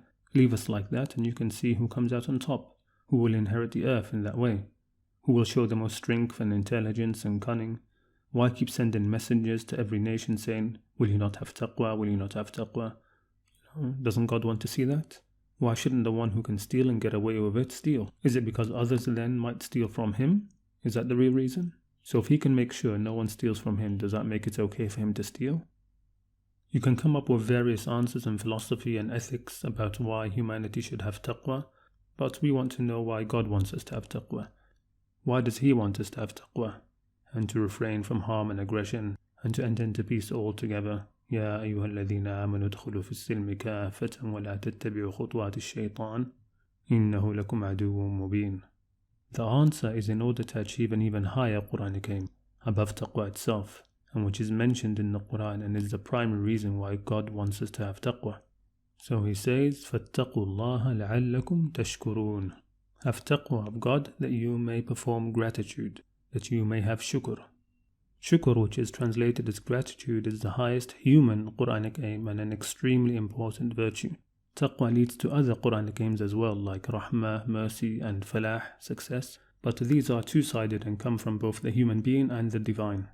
We want to keep this framework simple, so let's just stick with the purely human aim that is intended by taqwa, and that is shukr. And what is shukr according to the Qur'an? What is true gratitude to God, who doesn't need any thanks, He doesn't need anything from us? It is given in the verse, اعملوا آل داود شكرا وقليل من عبادي الشكور. Work or do, O family of David, gratitude, but few of my servants are grateful. So actual shukr in the Qur'an is action. It's something that you do. What kind of action? It is to use the blessings that God has given you as they were intended to be used, for the reasons He gave them. Okay, listen carefully. Since He is free and doesn't need anything in return, He isn't even asking for thanks. He just wants to see you benefiting from His gifts. A truly noble and generous person doesn't care if you say thanks or not. What they like to see is you benefiting from what they have given you. They like to see you using what they have given you. He is the creator and the provider and would like to see you using what He has created and provided appropriately, in a way that truly benefits you. He wants to see you a shakir, grateful for the humanity and the human gifts He has given you, and not be ungrateful, a kafir, to all of that by corrupting and destroying that gift, and what comes with it, nor misusing them for nefarious ends. Like a father who gives his child a present, he enjoys seeing him use it. So shukr isn't about saying thanks. Being truly grateful to God isn't the same as praising Him. It isn't the same as hamd, praise. When you see the recurring phrase in the Qur'an, وَجَعَلَ لَكُمُ السَّمْعَ وَالْأَبْصَارَ وَالْأَفْئِدَةَ قَلِيلًا مَا تَشْكُرُونَ. He made for you hearing and vision and hearts. How little you are grateful. It doesn't mean how little you say thanks to Him, or how little you say Alhamdulillah. God isn't expecting you to sit there and say Alhamdulillah for my hearing, Alhamdulillah for my sight, Alhamdulillah for my heart. No, those verses are saying how little we, humanity as a whole, use these human faculties. Meaning truly use them as a human being should use them. To hear more than just what sheep and cattle can hear, to see beyond what they can see, to feel and understand beyond what they can feel and understand. Because to have these human gifts, yet not be able to hear, see, feel and understand beyond what animals can, is like not having them at all. In fact, it's worse than the condition of animals. And so another recurring theme in the Qur'an is, أَمْ تَحْسَبُ أَنَّ أَكْثَرَهُمْ يَسْمَعُونَ أَوْ يَعْقِلُونَ. Or do you think most of them hear or reason? إِنْ هُمْ إِلَّا كَالْأَنْعَامِ. They are like nothing but cattle. They are sheeple, to use a common phrase. بَلْ هُمْ أَضَلُّ سَبِيلًا. Rather, they are even more astray in their way. And in another verse, وَلَقَدْ ذَرَأْنَا لِجَهَنَّمَ كَثِيرًا مِنَ الْجِنِّ وَالْإِنسِ. And we have certainly created for hell many of jinn and mankind. لَهُمْ قُلُوبٌ لَا يَفْقَهُونَ بِهَا. They have hearts with which they do not understand. وَلَهُمْ أَعْيُنٌ لَا يُبْصِرُونَ بِهَا. They have eyes with which they do not see. وَلَهُمْ آذَانٌ لَا يَسْمَعُونَ بِهَا. And they have ears with which they do not hear. أُولَٰئِكَ كَالْأَنْعَامِ. Those are like cattle, livestock, they are sheeple. بَلْ هُمْ أَضَلُّ سَبِيلًا. Rather, they are more astray. أُولَٰئِكَ هُمُ الْغَافِلُونَ. It is they who are the heedless. And speaking about a previous people, it says, وَجَعَلْنَا لَهُمْ سَمْعًا وَأَبْصَارًا وَأَفْئِدَةً. And we made for them hearing and vision and hearts. فَمَا أَغْنَى عَنْهُمْ سَمْعُهُمْ وَلَا أَبْصَارُهُمْ وَلَا أَفْئِدَتُهُمْ مِنْ شَيْءٍ إِذْ كَانُوا يَجْحَدُونَ بِآيَاتِ اللَّهِ وَحَاقَ بِهِمْ مَا كَانُوا بِهِ يَسْتَهْزِئُونَ. But their hearing and their vision and their hearts didn't avail them in any way, didn't enrich them in any way, for they used to not even recognize God's signs and were then enveloped by what they used to ridicule. And please don't confine the signs of God to the verses of the Qur'an or verses of scripture. I mean, look in the Qur'an. It's constantly talking about min ayati Allah, min ayatihi, min ayatihi. From His signs are this, from His signs are that, from His signs are that. It's saying look, listen, feel. Look all around you, listen all around you, feel all around you. There are signs. إِنَّ فِي ذَلِكَ لَآيَاتٌ لِقَوْمٍ يُؤْمِنُونَ. Indeed, in this there are signs for those who would have faith. The subject of using the hearing and the sight and the reason in the Qur'an, and those who can't, and those who won't, and those who misuse them, all of that is a huge subject in the Qur'an. And these human faculties are the number one thing that require shukr, that require gratitude. They are God's primary gifts and what we were born with. What God created Himself as an integral part of the human being. And as much as you show and act with shukr in them, the more you learn to truly listen, see, think and feel, the more you will be guided, the more increase you will get. وَإِذْ تَأَذَّنَ رَبُّكُمْ لَإِنْ شَكَرْتُمْ لَأَزِيدَنَّكُمْ وَلَإِنْ كَفَرْتُمْ إِنَّ عَذَابِي لَشَدِيدٌ. And when your Lord proclaimed, if you practice shukr, I will give you more. But if you practice kufr, then truly my punishment is harsh. And this is just part of the natural world. The more you act with what you have, the more it increases. The more you listen, the more you can hear. The more you look, the greater your ability to see. The more you feel and think, the greater the depths of your feelings and thought. The more you apply your knowledge, the more it multiplies. The more you invest your money, the more it grows. The more you exercise, the bigger your muscles. The more you act appropriately, act with shukr and gratitude, the more increase you get. That's just a general rule. It's part of the world that God has created. It applies to both Muslims and non-Muslims. While the more of an ingrate you are in the use of all of those blessings, the more you'll be punished by them. The more you refuse to listen, the worse your ability to hear. The more you pretend you don't see, the greater your blindness. The less you use your mind, the duller it gets. The more you mismanage your wealth, the quicker it disappears. The more unhealthy your lifestyle, the more unhealthy your body. And the more you corrupt your own soul, the darker your own humanity. Shukr and kufr all come back to us. As for God himself, whether everyone on earth is grateful or ungrateful, is engaged in shukr or kufr, he is above it all. It doesn't touch him nor change him. قال موسى إن تكفروا أنتم ومن في الأرض جميعا فإن الله لغني حميد. And Moses also said, if you show ingratitude, show kufr, you and all on earth altogether, still God is free of all wants, worthy of all praise. He neither wants anything from us, nor needs our praise. Our shukr is supposed to be for us, to benefit us. And since He is merciful and compassionate, He is pleased when we benefit ourselves with what He has given us.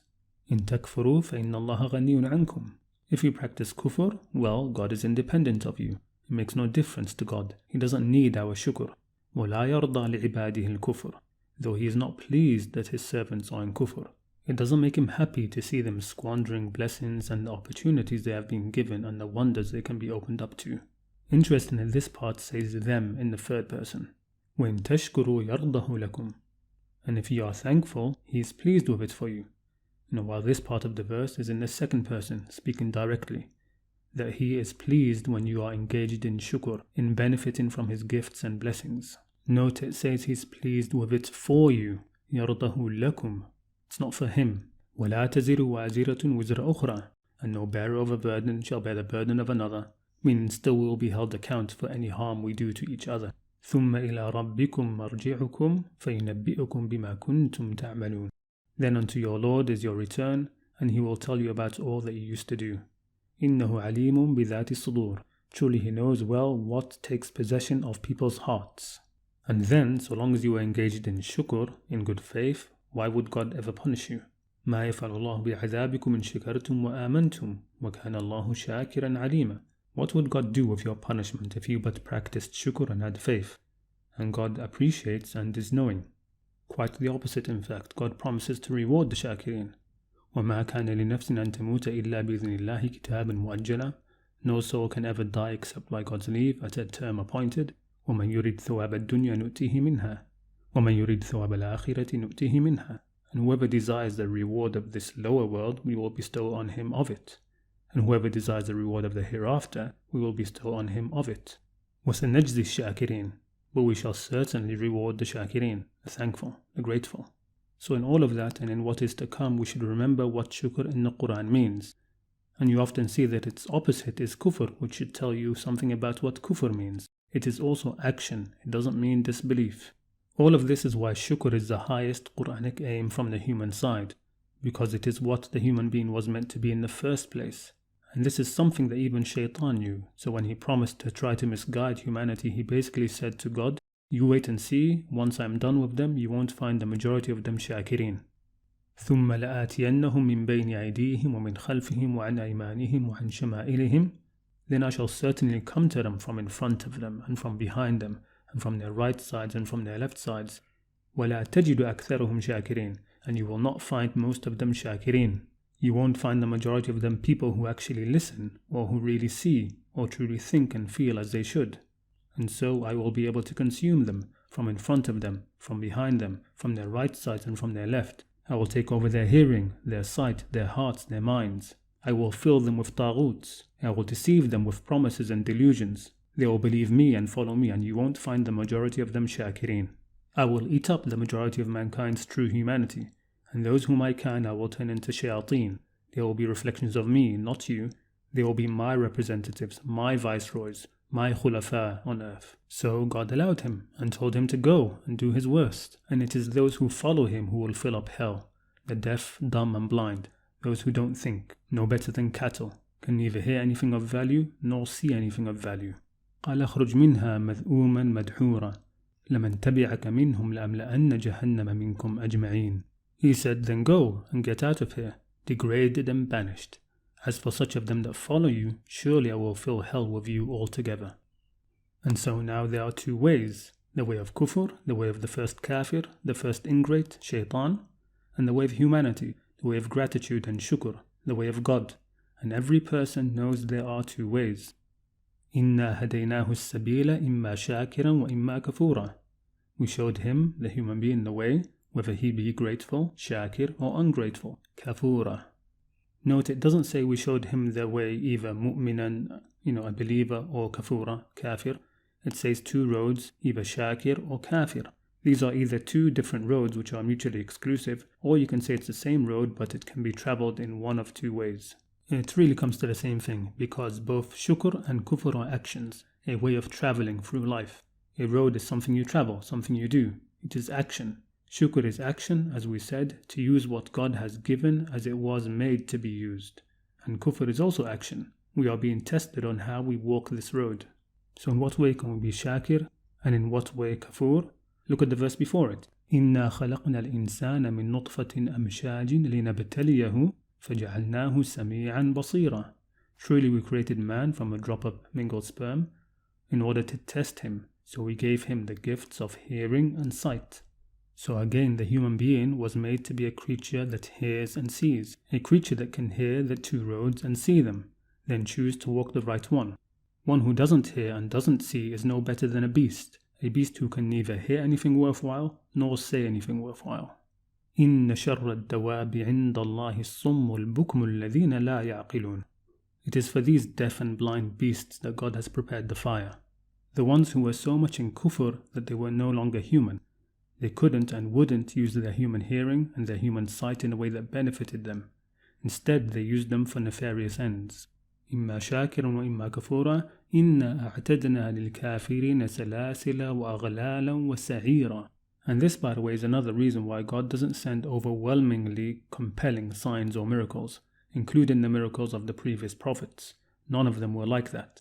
Sending an angel or a compelling sign for Islam, Muhammad, or the Qur'an's truth would take away your hearing, your sight, your intellect, and you'd be forced to accept it. It would rob you of an opportunity and your acceptance would be meaningless. God would do that if His purpose was to have as many people as possible believe and accept and submit. إِن نَشَأْ نُنَزِّلْ عَلَيْهِم مِّنَ السَّمَاءِ آيَةً فَظَلَّتْ أَعْنَاقُهُمْ لَهَا خَاضِعِينَ. If we willed, we could have sent down to them from the sky a sign from which their necks would be perpetually humbled. Instead, what He sends are less compelling signs than dhikr. فَمَنْ شَاءَ فَلْيُؤْمِنْ وَمَنْ شَاءَ فَلْيَكْفُرْ.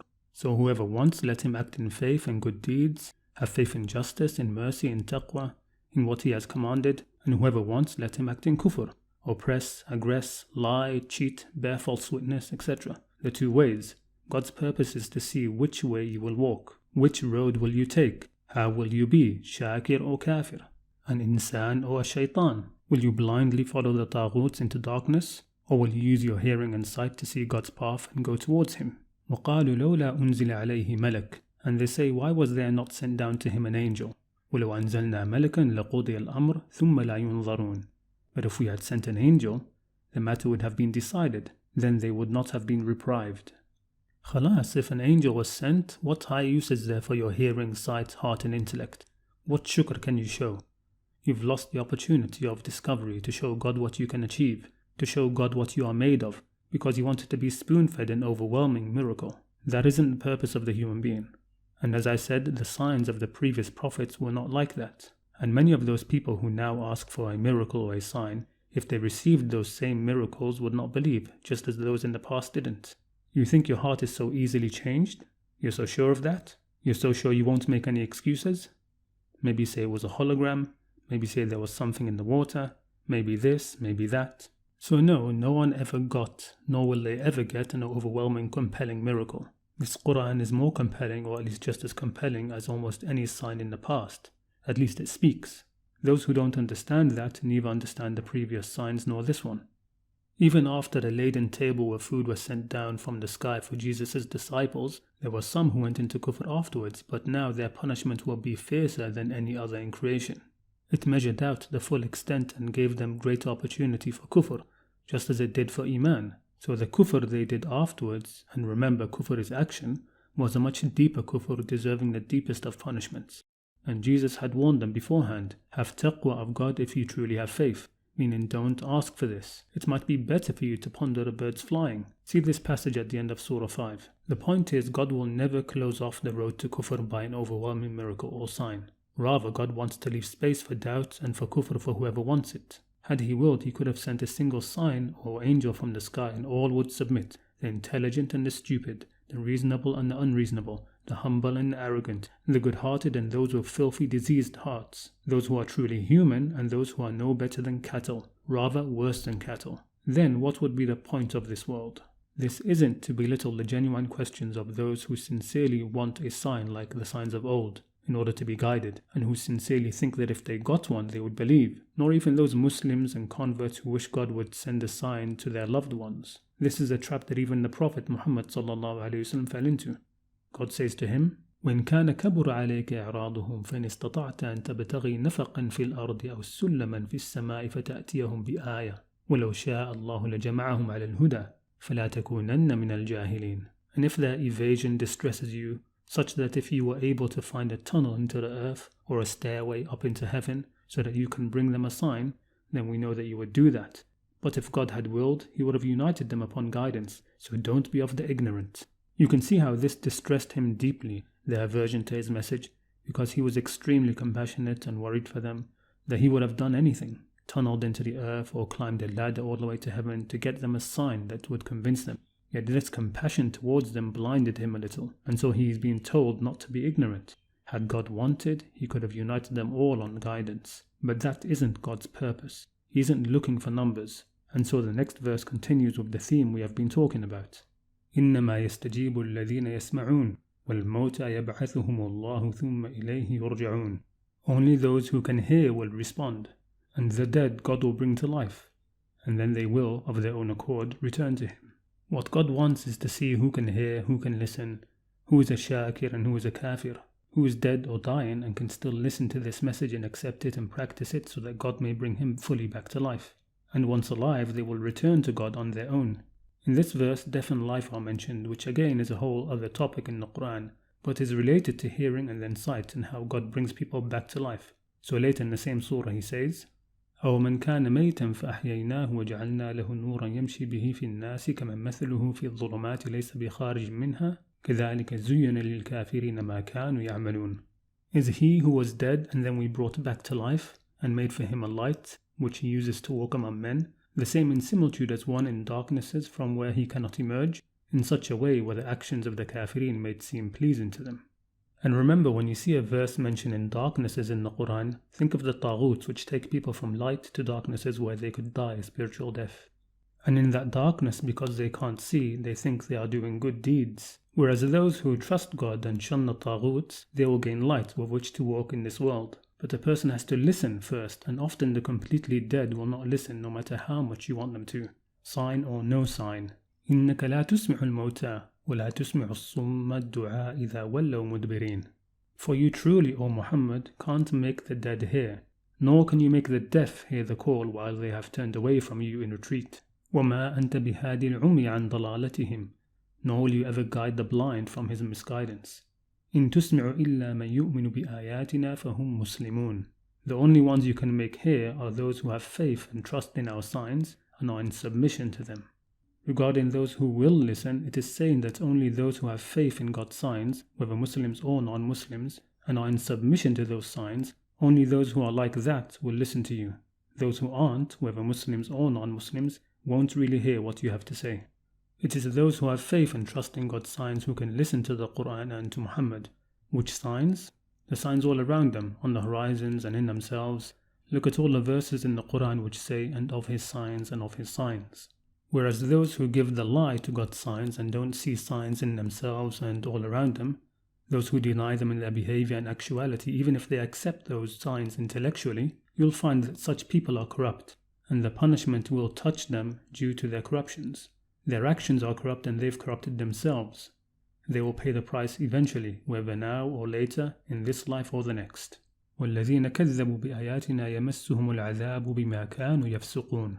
But those who call our signs lies, the punishment will touch them for the corruptions they engaged in.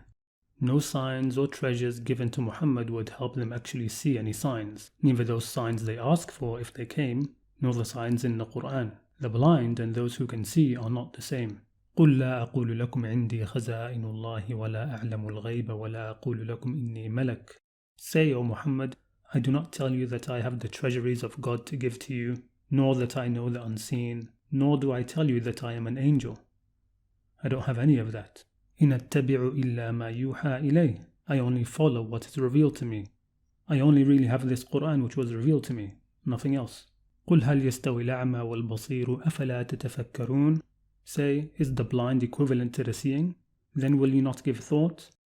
Won't you give this Qur'an some thought? Can't you see anything in it? Are you completely blind? Being able to hear and see, all of that is shukr, which is why shukr leads to guidance, and why those who deny the signs all around them are lost, deaf and mute in the darknesses that their taghuts have left them in. وَالَّذِينَ كَذَّبُوا بِآيَاتِنَا صُمٌّ وَبُكْمٌ فِي الظُّلُمَاتِ. But those who call our signs lies are deaf and dumb in the darknesses. مَنْ يَشَاءِ اللَّهُ يُضْلِلْهُ وَمَنْ يَشَاء يَجْعَلْهُ عَلَى صِرَاطٍ مُسْتَقِيمٍ. Whoever God wills, He will lead astray, and whoever He wills, He will put him on a straight path. And as I almost went into before, God's divine guidance comes as a reward for good deeds. It comes after good actions, especially shukr, which, as we've been repeating, is the correct use of your blessings, especially your human blessings of hearing, sight, heart and mind. If God hasn't guided you, if you haven't received guidance from Him, which itself comes in degrees until it dispels all doubts, then the reason is you haven't been enough of a human being. You haven't been a shakir who rejects the taghut, period. God wants to deal with what He created, with real human beings. If you see someone else who has received it but you haven't, don't be surprised and blame only yourself. Or continue on your course of humanity with patience and gratitude, and guidance will come. God will not disappoint you. So again in the same surah, وَكَذَلِكَ فَتَنَّا بَعْضَهُمْ بِبَعْضٍ لِيَقُولُوا أَهَؤُلَاءِ مَنَّ اللَّهُ عَلَيْهِمْ مِنْ بَيْنِنَا. And thus have we tempted some of them through others, that they may say, is it these whom God has favoured and has shown His grace to from among all of us? It is a statement of arrogance, often because they are looking outward. They are basically saying, who are these that God should favour them and show mercy to them and guide them? And what's God's answer? It is yes, them, those who you were blind to and looked down upon, but were themselves able to hear and able to see. أَلَيْسَ اللَّهُ بِأَعْلَمَ بِالشَّاكِرِينَ. Doesn't God know best those who practice shukr? Doesn't He know the shakirin? You had the same opportunity. You still have it in fact. So find yourself. Find your true humanity. Find your way. Find what God has created. Find your own hearing, your own sight, your own heart, your own mind. Don't give them to anybody else. Then go out and use them properly. You will be shown signs on the horizons and in yourself until it becomes clear to you that it is the truth. Just be a free human being as fully as you possibly can, and God will not disappoint you. But if you reject all of these signs and call them lies, then you will follow the taghuts, and they will lead you into deep darknesses where you won't be able to hear anything. You won't be able to hear the call of a prophet, nor accept the miracles of Moses if they happened in front of you, nor even hear anything of value in the words of God. And because you couldn't hear, you wouldn't even know to call out. You'll be deaf and mute, lost in the darknesses. وَالَّذِينَ كَذَّبُوا بِآيَاتِنَا صُمٌّ وَبُكْمٌ فِي الظُّلُمَاتِ. But those who call our signs lies are deaf and mute in the darknesses. There are many verses like this that talk about the deaf and the dumb. Dumb meaning mute, by the way, as in not able to speak. Since hearing is the basis of speech, the person who hears nothing will say nothing. The person whose heart is empty, their speech will also be empty. Or it will be worse than empty, because nature abhors a vacuum. So their hearing and their speech will be filled with the words of the surrounding herd of cattle, rather than their active hearing and active speech. It becomes only the words of their in-group, the words of their sect, their scholars, sheikhs, priests, rabbis and monks. What they will hear and what their groups say is what they will hear and what they will say. They can't hear anything of their own, nor can they say anything of their own. In God's sight they are deaf and dumb, the worst sort of beasts. إِنَّ شَرَّ الدَّوَابِ عِنْدَ اللَّهِ الصُّمُّ الْبُكْمُ الَّذِينَ لَا يَعْقِلُونَ. Truly the worst of beasts in the sight of God are the deaf and dumb, those who do not use their intellects. مَا كَانُوا يَسْتَطِيعُونَ السَّمْعَ وَمَا كَانُوا يُبْصِرُونَ. They weren't able to hear anything, nor were they able to see. لا جرم أنهم في الآخرة هم الأخسرون. Without doubt they are the greatest losers in the next life. إن الذين آمنوا وعملوا الصالحات وأخبتوا إلى ربهم أولئك أصحاب الجنة هم فيها خالدون. But as for those who had faith and did good deeds and humbled themselves to their Lord, they are the people of paradise to abide therein. This group is opposite to the first, the deaf and the blind who lost their humanity. And the next verse confirms that. مثل الفريقين كالأعمى والأصم والبصير والسميع هل يستويان مثلا أفلا تذكرون. The similitude of the two parties is as the blind and the deaf, and the seer and the hearer. Are they equal in similitude? Will you not remember? Will you not remember? These two groups are the ones who took the two separate paths, the path of Shukr, the path of God, and the path of kufr, the path of Shaitan. Those in kufr, those who take the path of kufr, are those who refuse to practice the shukr of their human gifts and instead use them for evil. So in God's sight they are worse than any other beasts because they had the potential to be something truly great, a reflection and a representative of God. إِنَّ شَرَّ الدَّوَابِ عِنْدَ اللَّهِ الصُّمُّ الْبُكْمُ الَّذِينَ لَا يَعْقِلُونَ. Truly the worst of beasts in God's sight are those men and women who are deaf and dumb, those who do not use their intellects. أَمْ تَحْسَبُ أَنَّ أَكْثَرَهُمْ يَسْمَعُونَ وَيَعْقِلُونَ إِنْ هُمْ إِلَّا كَالْأَنْعَامِ بَلْ هُمْ أَضَلُّ سَبِيلًا.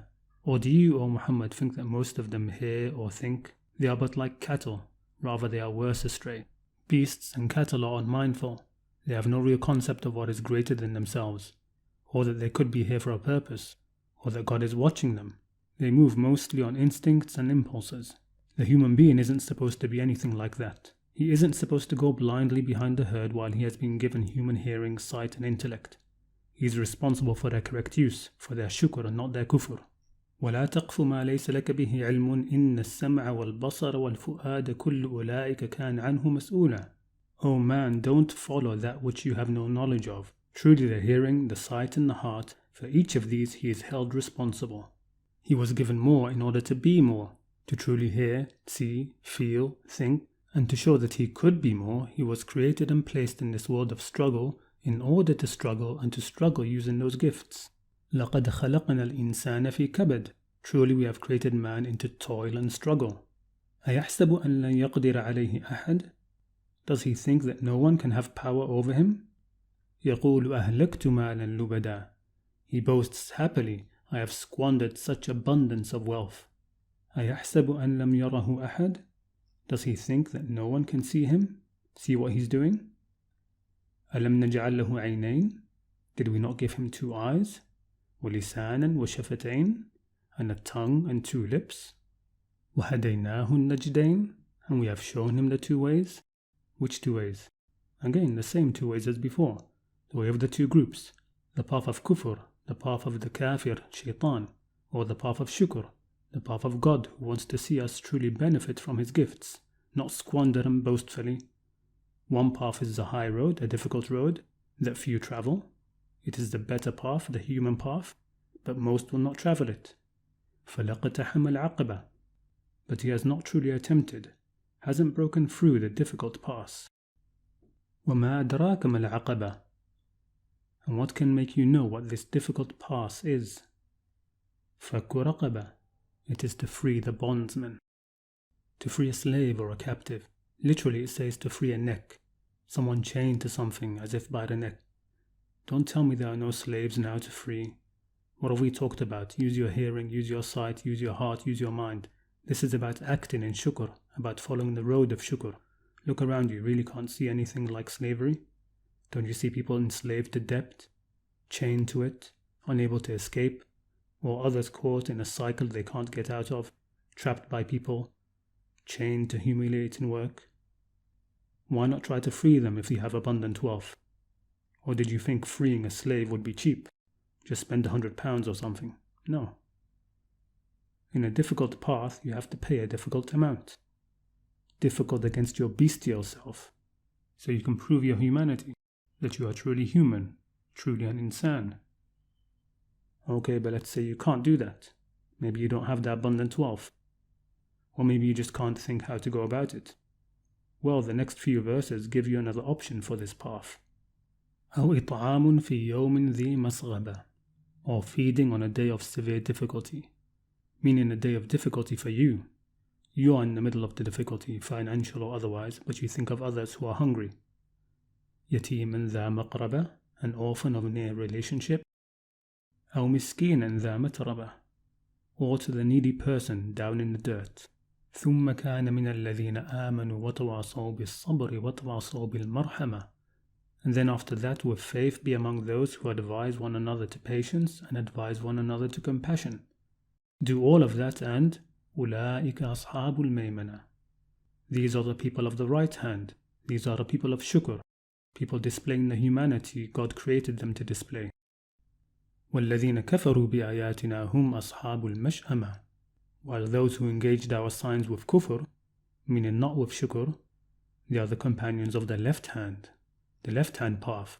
They were given eyes, but their eyes didn't see, tongues and lips, but they were mute.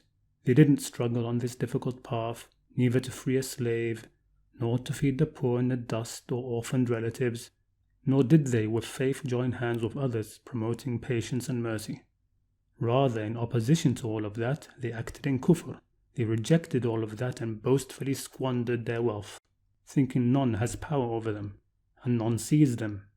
And all the while right in front of them were slaves, poor living in the dirt, and orphans related to them. This is not a human being. This is a kafir, a beast. And God has portioned off for hell many human and jinn beasts. And so the final verse seals them. عَلَيْهِمْ نَارٌ مُؤْصَدَةٌ. Over them will be a fire closed in. The point is that shukr is the final human Qur'anic aim. It is the road of shukr and the final destination of shukr that is the highest ideal of the human being. Which again is why Shaitan didn't say to God, you won't find most of them believers or submitters or truthful, or anything else.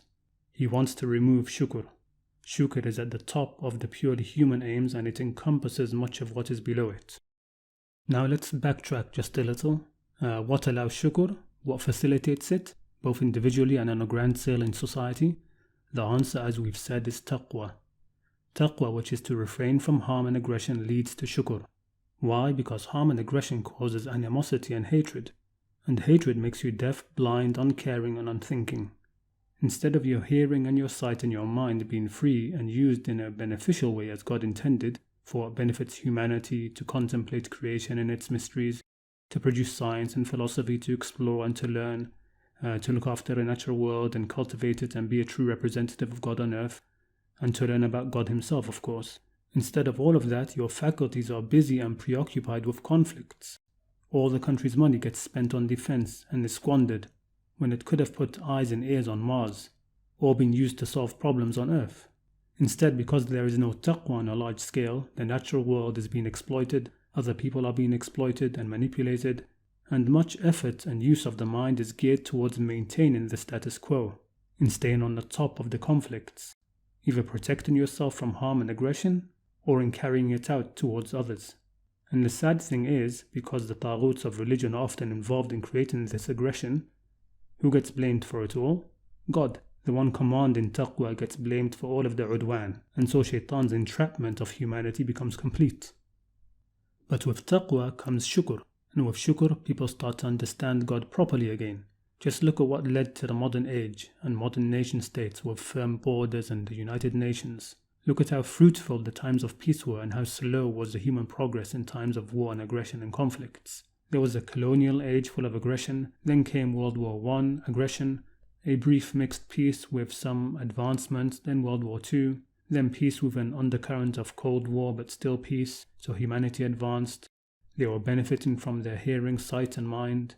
Then things settled down mostly, so you had cooperation between nations, scientists traveling and learning and studying and sharing of medicine and technology and systems of economics, telecommunications, internet, translations of great works, anthropology, nature conservation, foreign exchange students, universities everywhere. One of the ways America became so advanced is that it invited and brought in brilliant minds from the rest of the world, people who could hear and talk and see and evaluate and think and invent, people who did shukr. Europe formed a union and opened borders and a single currency between themselves. Taqwa, shukr. This was all happening all over the world. All of that was shukr.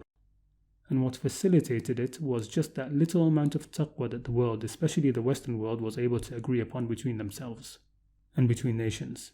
And yes, I know this past century has been far from perfect, and there has been much covert and overt aggression, including from the West. But generally, this has been the most peaceful period in human history, with the least aggression and the most taqwa on a global level. And the result of that has been an increase in shukr on a global level that has provided this explosion in knowledge and understanding, and a significant raising in morality and ethics, in freedoms and opportunities, and even in a true understanding of God by those who believe in God. All of that is shukr, and it was taqwa that made this shukr possible. So again the verse, فَاتَّقُوا اللَّهَ لَعَلَّكُمْ تَشْكُرُونَ. The taqwa we see in the modern world and in the West especially is in no way complete. And of course it wasn't arrived at through unifying in servitude to God alone. It was arrived at through aql, through intellect and reason, which the Qur'an says is one of the ways to taqwa. And maybe that is why it still has many holes and often covers a lot of covert aggression. But if humanity unified in servitude to God and in repudiating the taghut, we'd quickly see global taqwa and human progress like we've never seen before or even dreamed of. The importance of taqwa cannot be overstated, and as I said before, taqwa doesn't just lead to shukr, but it also leads to falah, success, and rahmah, mercy, which you can also see more of in this world. Falah and rahmah, to being both successful in ourselves and receiving success from God, to being merciful and compassionate in ourselves and receiving mercy from God, as in the famous hadith, الراحمون يرحمهم الرحمن يرحم من في الأرض يرحمكم من في السماء. The most merciful will have mercy on the merciful. Be merciful to those on earth, and the one in heaven will show you mercy. The very least part of that is that you have enough mercy with regards to those on earth that you prevent yourself from harming or aggressing against them, that you have taqwa with regards to them. So this phrase is even used in English and Arabic for that reason. For example, even when someone is being wrongfully aggressed against, they may plead for mercy.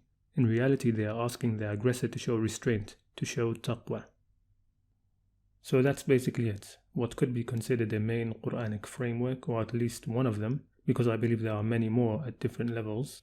3 central Qur'anic aims, one leading to the other. God created us as creatures of worship, and He commanded us to worship Him alone so that we may attain taqwa, and to have taqwa so that we may practice shukr, and also gain mercy, rahmah, and falah, success, in this world and the next. There are, of course, other Qur'anic aims and other ways to arrive at taqwa, and I've mentioned some of them already, and there are other ways to arrive at shukr as well. In this way, when you develop a vision and a framework of Islam from the Qur'an, from God's very words, and far removed from the influences of narrations and people over the centuries, then you come to see that religion is for God, but its benefits, its blessings, and the good that it brings is for people. It's for mankind. الدين لله وخيره للناس. You see a God who isn't after the maximum number of believers in this sect or that sect of such and such a religion, but a God who wants to see the human being be what He truly created, a real human being. A God whose primary purpose in sending messengers and books was so that mankind may establish justice between themselves. A God who tells all of His messengers to proclaim to mankind, have taqwa. A God who is testing the human being by making him His representative and viceroy on earth so that He can show what He can do in terms of cultivating it, looking after it, bringing forth its blessings and investigating it, and His signs which He has placed both on the horizons and in the human self, so that through all of that He may advance intellectually, scientifically, spiritually and ethically and morally, all the way until He comes to know the greatest mystery itself, which is God Himself, as He should be known.